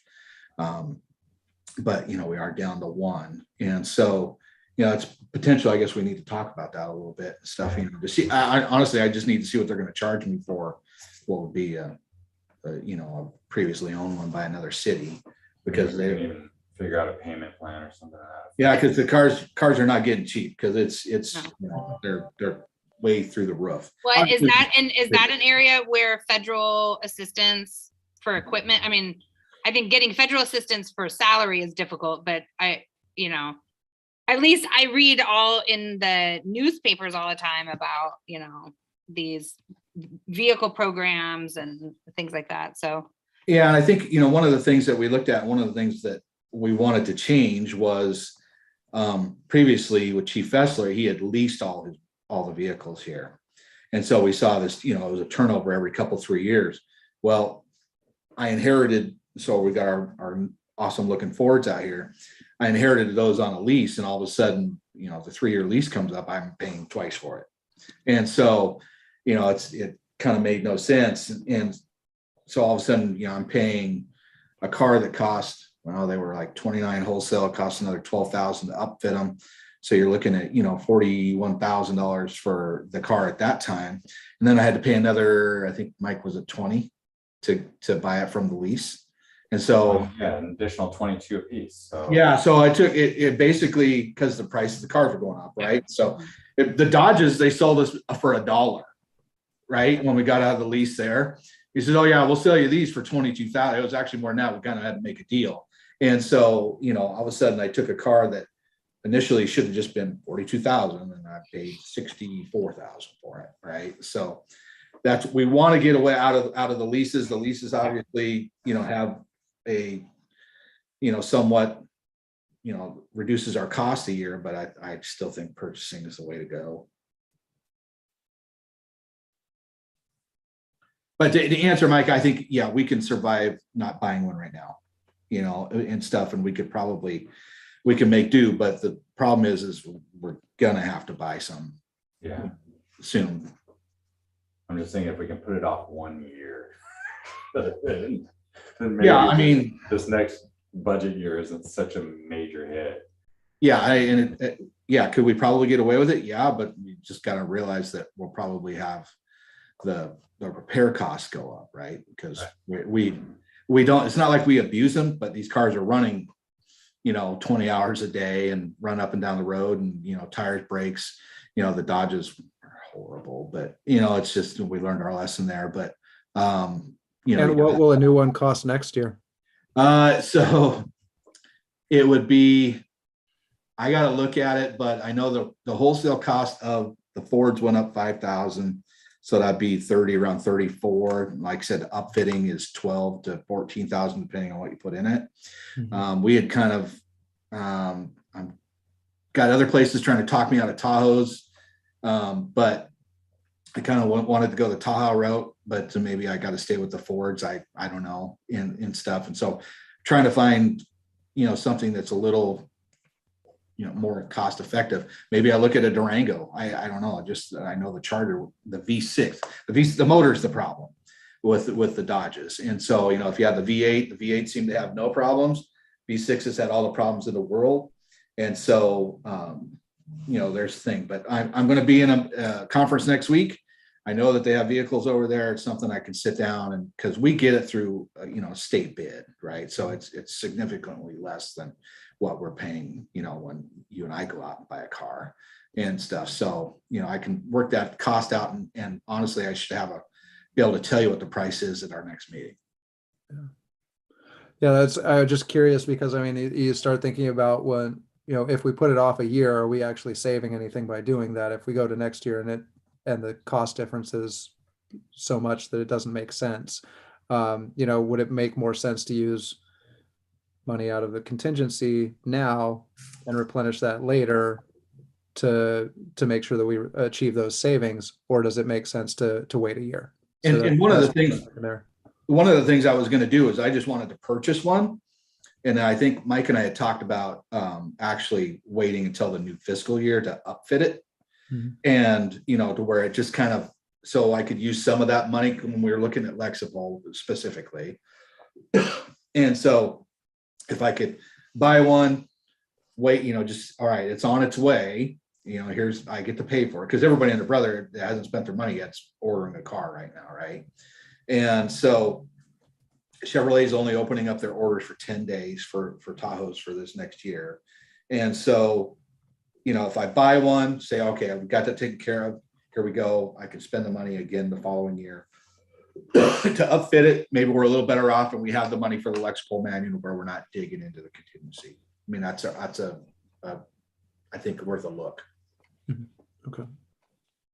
Mark, you had put something in there about the electrical vehicles. That was something that I think Ernie and Brian were looking into, but I think there was some concerns about their performance, if I'm not mistaken, right, Ernie? Yeah, well, honestly, the problem with the electrical vehicles is that they are all going to the Fords, I believe, are all going to Portland. And so they were getting the Explorers from, I believe they're being delivered to Landmark just up the road. And so the lineup to get in line for those is quite a bit. I don't know if they're still, I haven't seen them around here, but there's the CNG cars. Longview ran those for years.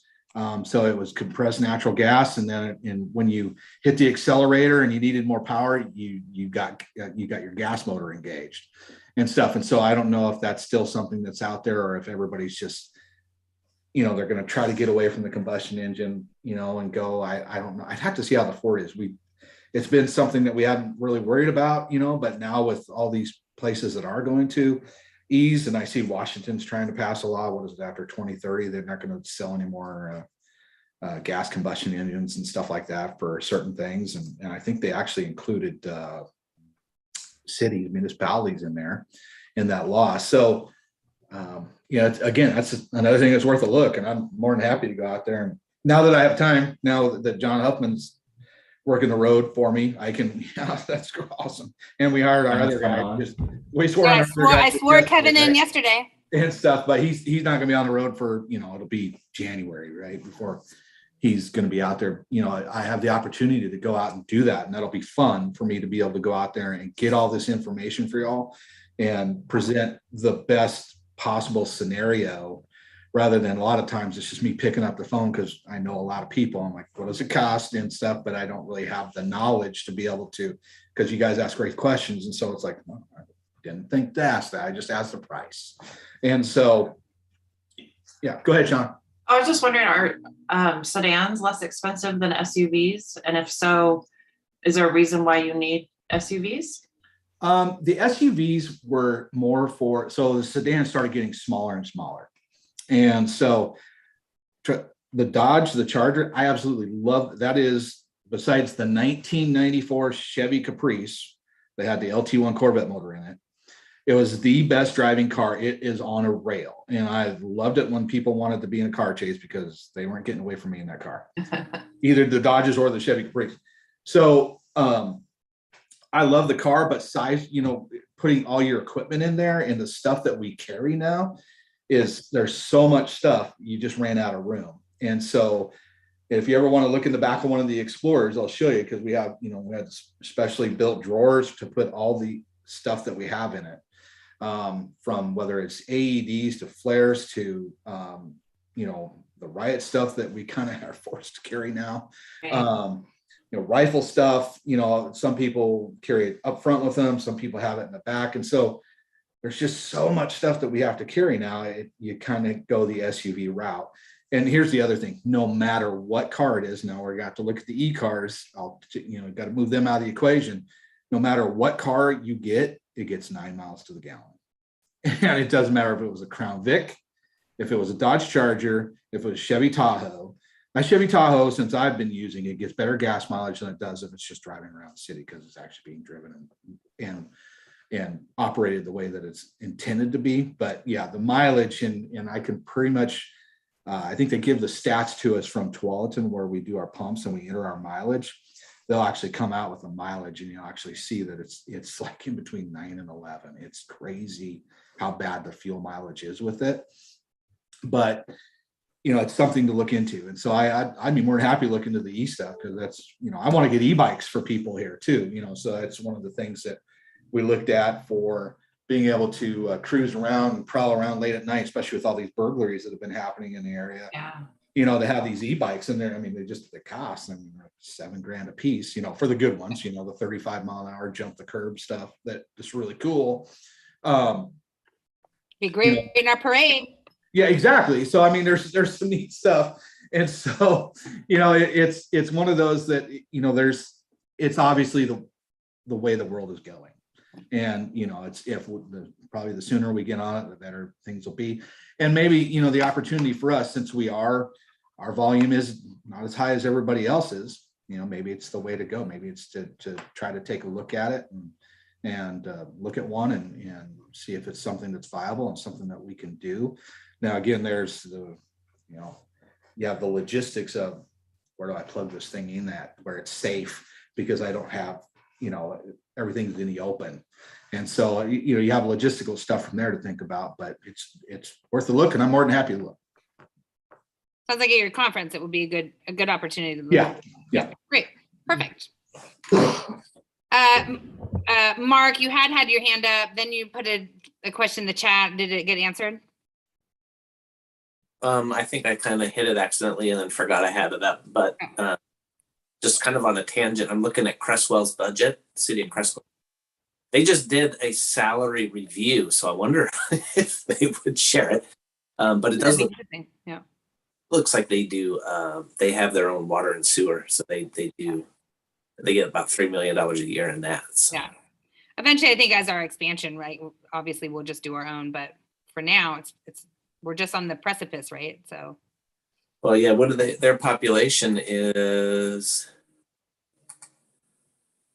5,400, and they're running their own sewer and water.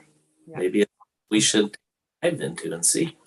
And it's a tough thing to look. I looked at Hood River stats on their police department. They got 14 police officers for 7,800 people, but they're similar size wise land mass. They're 3.35 square miles for Hood River, and with 3 times the police department that I have. Well, they have a huge tourism. Yeah, exactly. I mean, I go through there all the time on I-84. So, and people that go up the mountain and the Parkland and all that sort of stuff up there. But yeah, so it's going to be interesting to try to find somebody that's close, that's similar, because you kind of almost have to get out. And obviously there's nobody in this area that's like us. Right. It's because we're unique and wonderful. So just kind of moving along, just trying to get this kind of wrapped up for the day.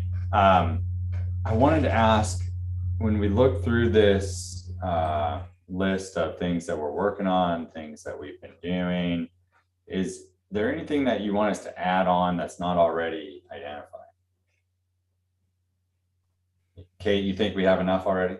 We're good. I think really, really, really critical things to do. And like there's nothing on this list that is small or easy, really. Right. We've gotten those already checked off. Yeah.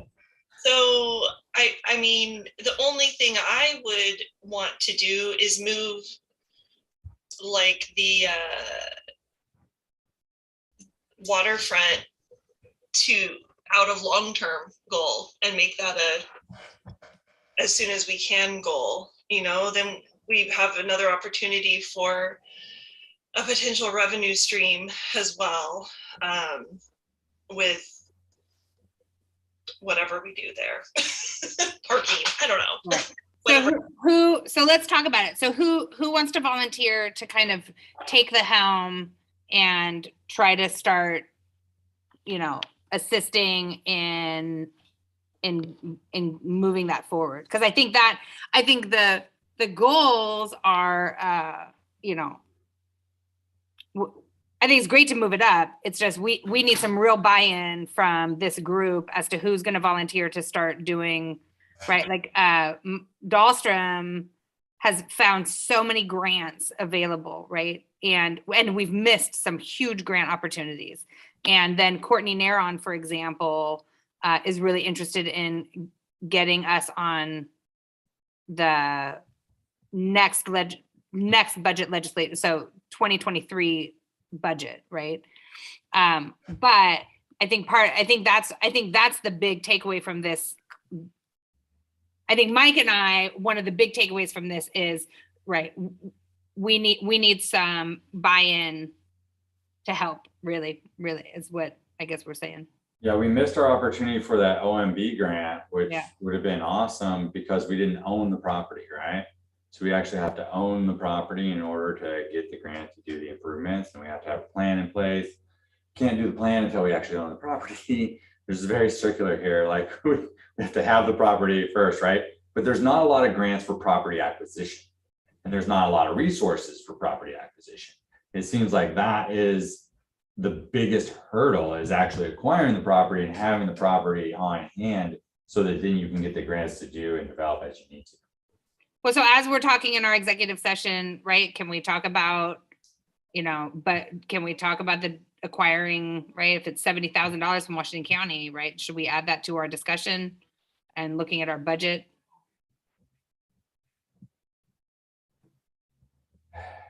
I think. Or do you want to, or are you more comfortable punting that to the next fiscal year? I mean, I think that you put it on your goals, right? And if it's a goal, then we can come in with a budget request for a modification or a supplemental budget. But as long as it's listed as a goal, to either acquire property, right? Acquire waterfront and acquire land over on the western side. If we have those two on our goals, then we'll try to accommodate those. And then we'd have to come back to the council for authorization to actually spend those funds or encumber ourselves in debt. Right. Thoughts? So I guess that the ask is, do you guys want to push that to the goals, right? It's a long-term goal. I'm gonna go turn the light back on. Yeah, it sounds like we should discuss that in the executive session as well, right? Yeah, I mean, we Property haven't acquisition. talked about we haven't talked about all the goals that are still in progress. Like, we haven't prioritized. Right. We have this priority list, but yeah, I mean, obviously everything we're going to talk about in our executive session is priority number one. That's like an urgent thing. But then after that, what's next? So one thing that we did a few years ago I think we did it for the Metropolitan Mayors Consortium, is we each took a set of goals that the region had, and we individually prioritized them, and then we consolidated them to look at it, and then we sent back to MMC what collectively our goals were, right? And I think we need to do a little bit of something like that here, where we need to figure out, I think, collectively, we need to figure out individually what are our individual goals, and then figure out collectively what they are, and then let staff know how to proceed forward. And I don't think we're going to be able to do that here in the time that we have left, but I think, why don't Mike, do you want, can Ronnie send us a list of the goals in a way that we can like number that, you know, how we did with the other one. I don't know if it was like some type of poll we did and then, or do you want Yeah, us I to remember. take it and, you know what I mean? Like we did it in some fashion where we each individually rated what we wanted, because I don't, you know, or we just have another work session where we each come with our priorities and then we just hash it out. But I think if there's any changes to this list, right, then we need to. I think we need to have another work session where we talk about it, because there are still some things on this list that, like, it doesn't do any good for me to rank it when I have a bunch of questions about it, or I don't know what the costs are, the implications of it, or anything like that. You know, some things are pretty obvious, but others are like, okay, so is that going to take somebody 2 days and a couple phone calls? Right. So need to. Yeah, I agree. And piggybacking on that, Kate, I'm a little bit confused on this as to all the different colors and what they mean.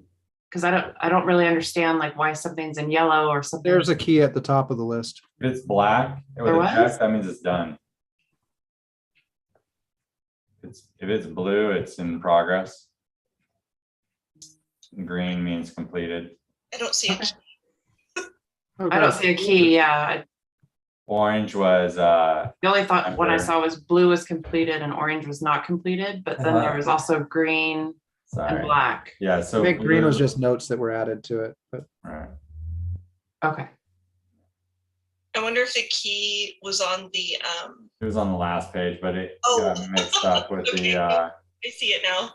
yeah. So, but that was just for that last page, and then like basically the list here, the ones that are in blue are the ones that were added just recently, right? So those are all ones that were added recently that we've been working on.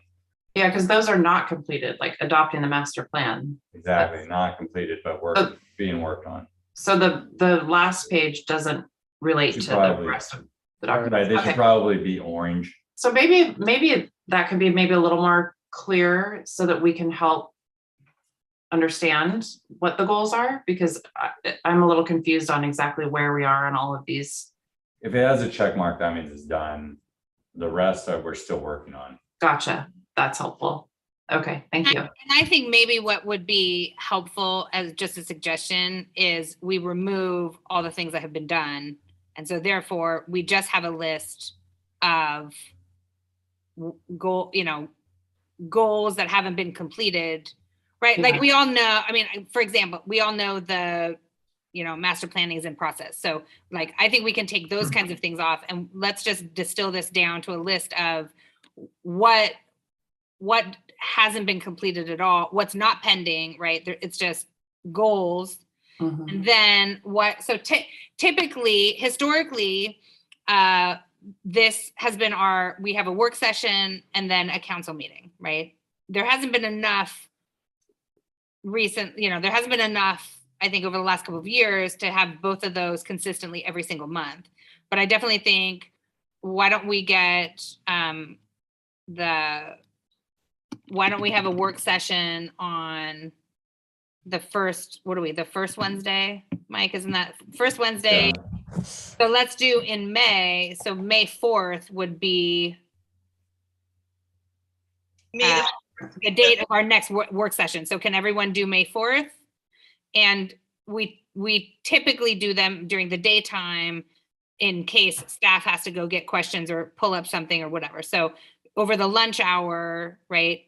And I don't necessarily, I mean, today we've ran really long because this is the first one that we've done as a group yet, but I think going forward, they won't be this long, right? They should be shorter. So why don't we all schedule May 4th at noon for a work session?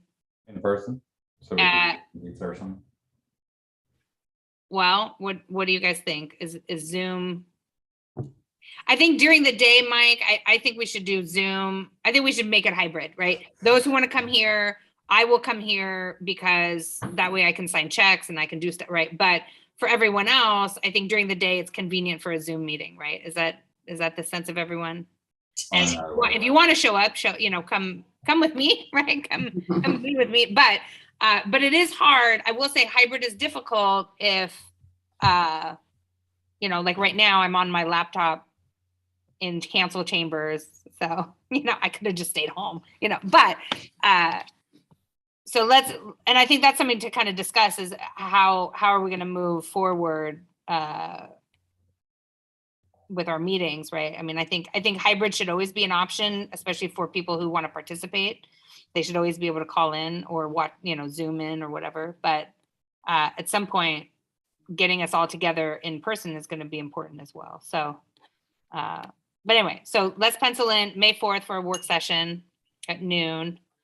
And then Mike, can you guys come back with kind of a revised goal, you know, short-term, long-term that still needs to be completed. And then what we'll kind of start doing, and then why don't I work with Mike to add a little bit of some of the, you know, I'll make sure that everything's kind of on here that I was thinking about anyway. Can I make a little suggestion? Mhm. If it's if at all possible, Mike, can you consolidate this all into one page? These are the short-term goals. These are the medium goals. These are the long-term goals. Because I think that would just be an easier document to work with, because I think most of us understand the background behind all of the different goals. We just need to know exactly what they are. Just my suggestion, 1 page would be great, 2 pages if you need to, if possible. Yeah, what I'll do is I'll get rid of all the narrative. Yeah, perfect. So I'll eliminate the narrative and then just create a bullet list and get rid of the things that we've completed. Perfect. Perfect. At least the ones that, you know, I'll get rid of the ones that are fully completed. Some are still underway, but just so I mean, the whole idea of this is so that you know what we're working on in its entirety and what we've been able to get knocked out, and that way you can understand also about timeline on what it takes to get these things done. So right. I think for this session, it was really important to have everything that's been completed. So I'm glad that is there. And I would love to have all these requests. Isn't it fun? If we could have the first section be in progress and the second section be not started, so that we really know what we're still working on and what we have not started. Because some of this stuff, like down there, right, 131st, we've talked about so much that it kind of feels like it's in progress, but having it on a list to see where it's actually not would be helpful. That's where maybe moving it to a spreadsheet type of format where we can just move the X from in progress to complete makes a little bit of sense. I think for us, I think for our visual, I kind of feel like I'm in there with Kate and Shauna as my visual, right? I think it's a lot more helpful to, I don't like looking at spreadsheets with not, you know, and moving stuff, because then in my mind I have to. Well, with a spreadsheet, you have every single goal still in the same spot. You're just moving an X along the timeline with it, so you know where it's at. You and I are going to make a spreadsheet at least for ourselves. How about that? Sounds good. Is what I'm doing. Mark's making a spreadsheet right now. Is that what I'm hearing? Okay. No, I haven't yet, but I could easily. That's what I use. Everything's easy. I have columns. I can move it. I can move everything into a completed section. It's just very easy. I'm hesitant to ask for anything more on this, so I probably shouldn't have mentioned the spreadsheet, but I think another item that might be helpful with it in looking at the goals is what of these goals is revenue generating for our city and what is not. Oh yeah, that's a good point. Because focusing on the, great point. you know, Yeah. A lot of our discussion. And then those should be moved to the top. I mean, thinking about could we, like with Ponderosa Pines coming on board, and then with the Fisher, could we increase fees on development right now? Or is that something we have? You have to have the plan in place first. So you have to finish the plan before you can actually increase the fees. Now we can add a CPI adjustment So we could do a CPI adjustment to fees. That's something that we could do. But there's some fees, like we mentioned earlier, the passport fee is set. But we just did a fee increase like last year around this time, I think. So yeah, it's probably time to kind of go back through and relook and reevaluate. But you know, we have Ronnie on right now. I'm sure he knows when the last time we adjusted those fees. So just so everyone knows that the building permits fee goes up 2% every 2 years. We did that in the last October of 2019, I believe, is when we last reviewed the fees. Actually, no, I'm sorry, October of 2020, because it was during COVID. And then what else? The other, I'm working on the SDC for streets for one of the classes. So Mike and I will be working on that together. So I mean, there's some options there. Councilor Petrie, you had. I know, poor Lori's been sitting there with her hand up for ages. No, it hasn't been ages, but just following back a little bit on, you're talking about the spreadsheet and categorize. My question is, have the goals ever been established in terms of a category? So if you look at these goals list, you've got infrastructure, you've got police, you have outreach, you have a little bit of everything all on this list kind of jumbled up together. Has it ever been discussed about having by a category for maybe in conjunction to maybe how the budget looks, but by category, and then having your goals, and that's where the spreadsheet thing would come in, but have your categories and then have your, whether it's short-term, long-term, medium-term goal within that category. So then you can see whether all the goals for a category all at once, rather than, you know, you know what I'm saying? I mean, it's like, it's really kind of scattergun over these, the way the list is now. Would it make any sense to maybe consolidate it a little bit in a different way? Just a thought. So a little history on how this came to be.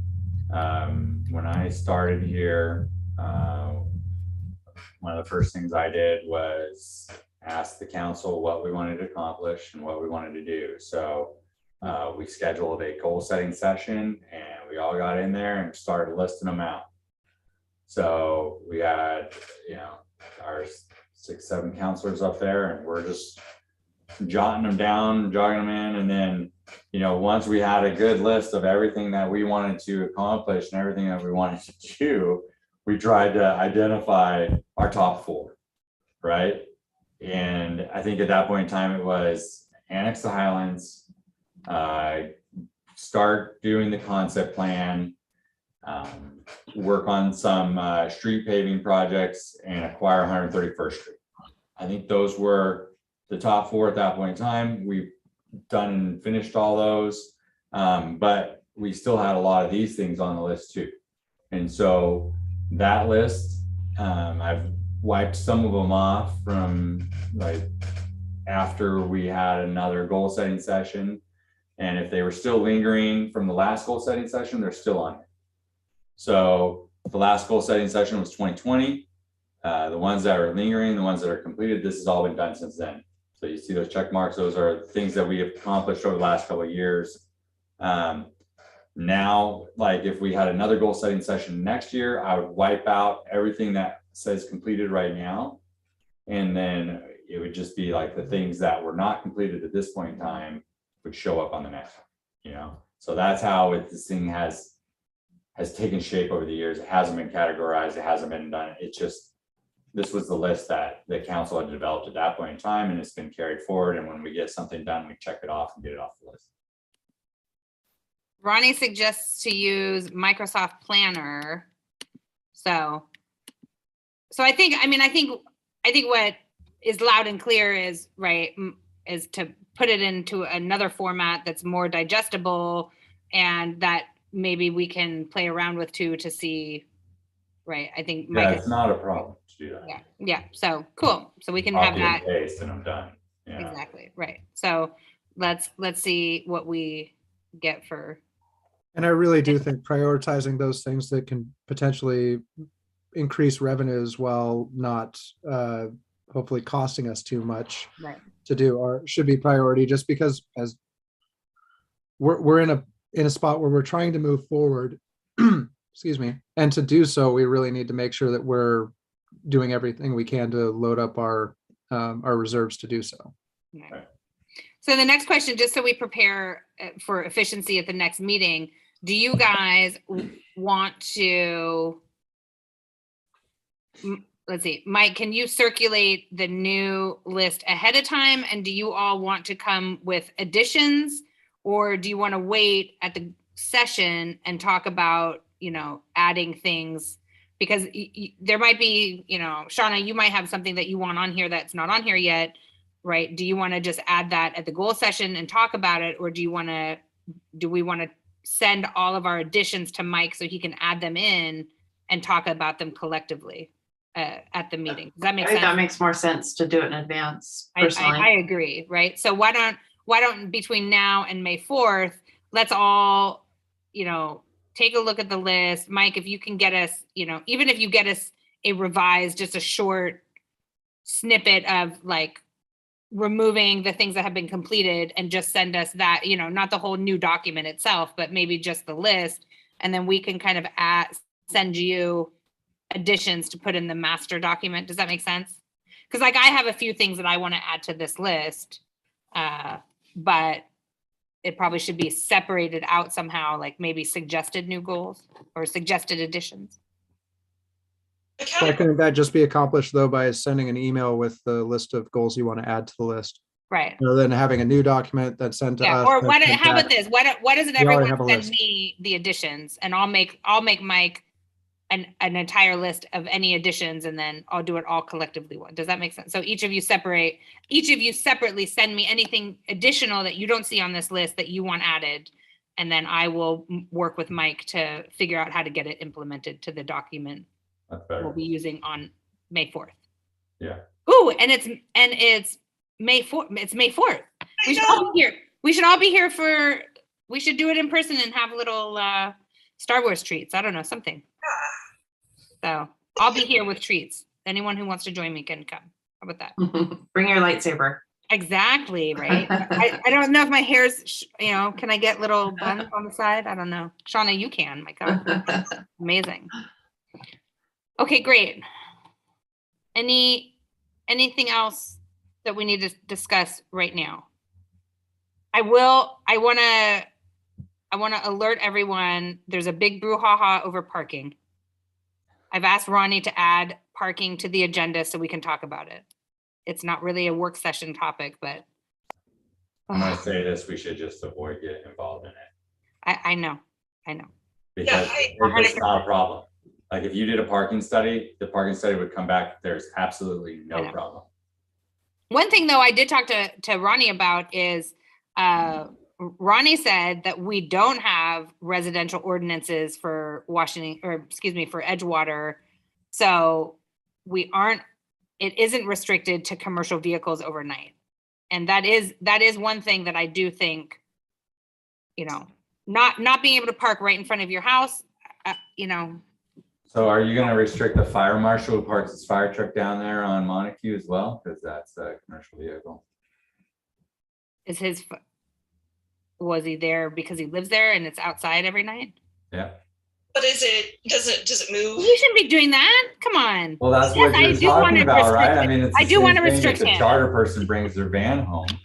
It's the same problem if the charter person brings their van home, or, the UPS person parks his truck Right. in the driveway. It's the same thing. Where's the slippery slope end? You need to figure that out before you go down this path and try to regulate what cars people can park in front of. Well, the I mean, the big ass, like long semi truck, the semi truck with the trailer, it's right. That's not appropriate. be in there. He's taking up 4 parking spaces, Yeah. and he's pissing everyone off. And Is he there for the construction though? That's going on Fisher, or what? no, he lives around the corner. Okay. He lives. The real problem is, Mountain View. Is that the name of it? Mountain View Mobile Home. Yeah. Okay. So my understanding, and this only came from a resident, this did not come from, so I don't know if this is verified or not. But my understanding is that residents there have to pay $50 for a parking space in the mobile home.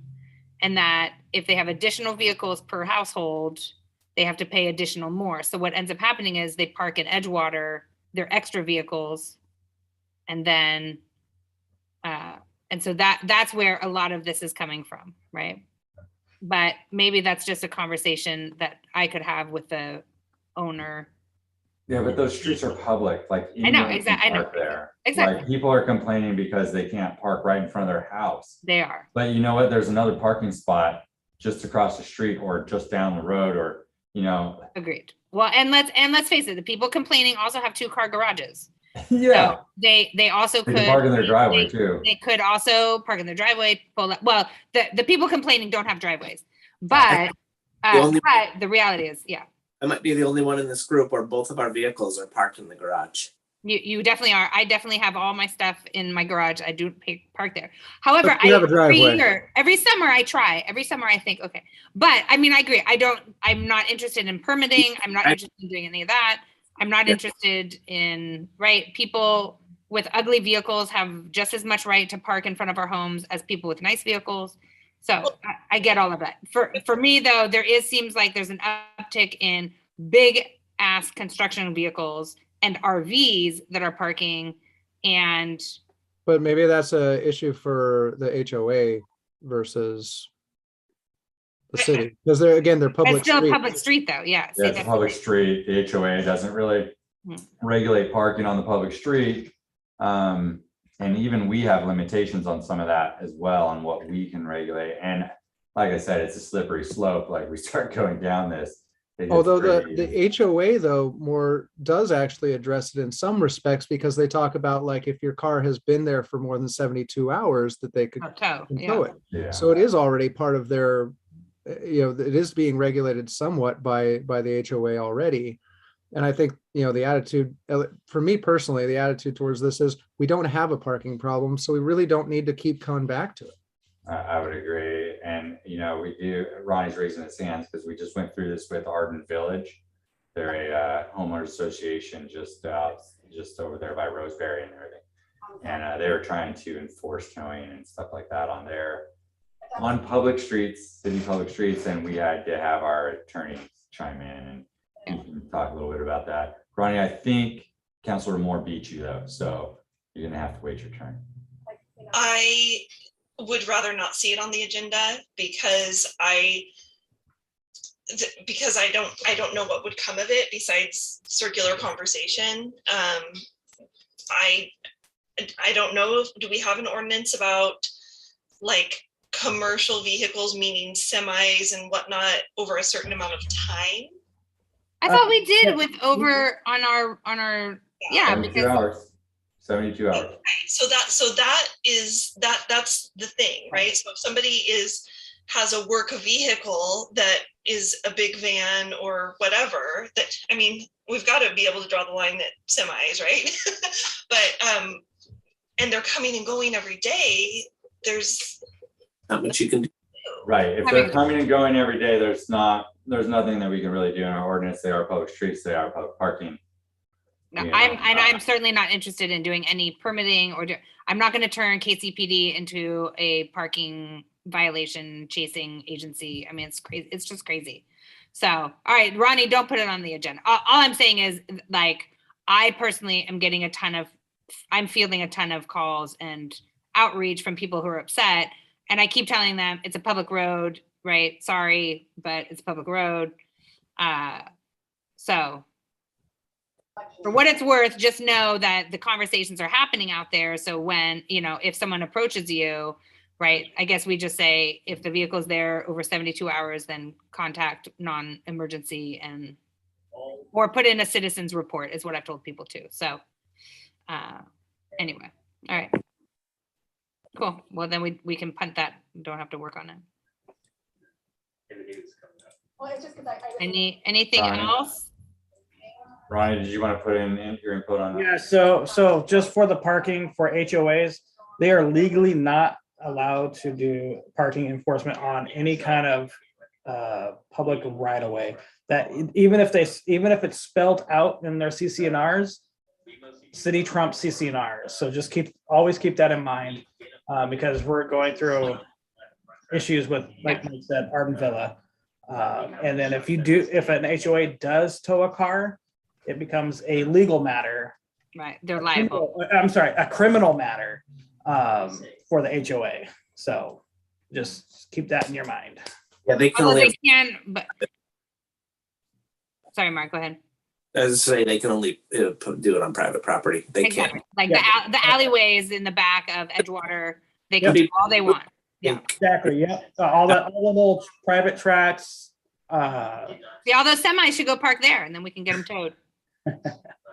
But yeah, and then for the it's 72. I think it's 48 hours for RVs, if I remember correctly, and then it's 72 hours for normal vehicles. Right. Okay, because I think, like there was that weird bus that had, I don't know, it was a homeless bus there for a little bit on Fisher a couple, like 2 weeks ago. And I was watching it closely because, I mean, we also need to be cognizant of, right, anyway. All right, I'm gonna stop talking because we are so over time. Anything else, Mike? Nope. Okay, cool. Well, we will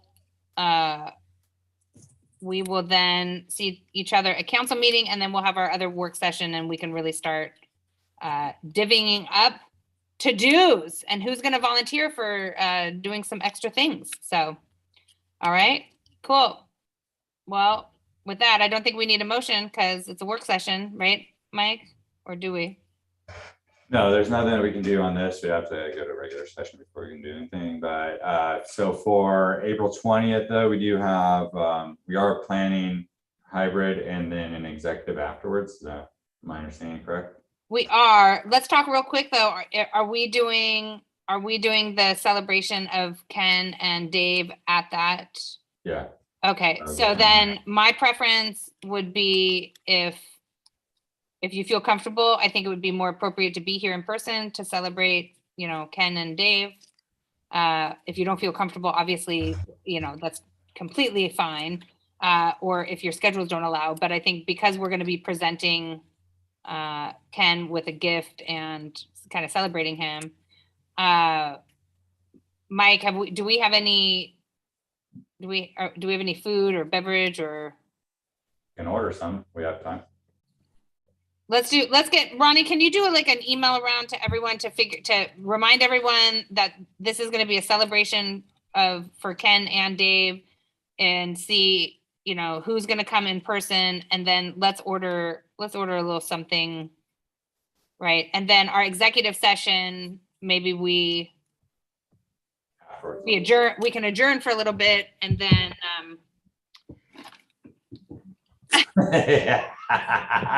I just give up. I give up, Jamie. I know you give up. I got it. Maybe we can adjourn for 20 minutes, have some, non-alcoholic libations and some nibbles, and then go into executive session. Yeah. Does that sound fair to everyone? Yeah. Because I think it would be not, our executive session doesn't have to be super long. So, okay. I bid you all goodbye. I want to say goodbye to Lori's cat. I know, Lori's cat was kept eyeballing us.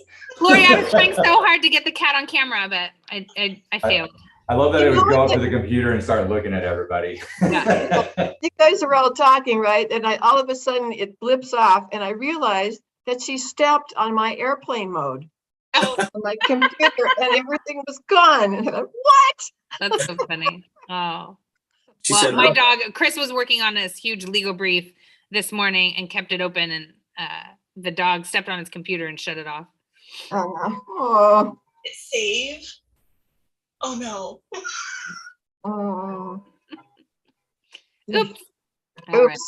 Oops. All right, everyone. Thank you. I apologize that it's gone super over, but Bye. Thank you. All Bye, right. everyone. See y'all in a couple weeks. all right. Take care. Bye. Thanks, Ronnie. Thanks, Mike.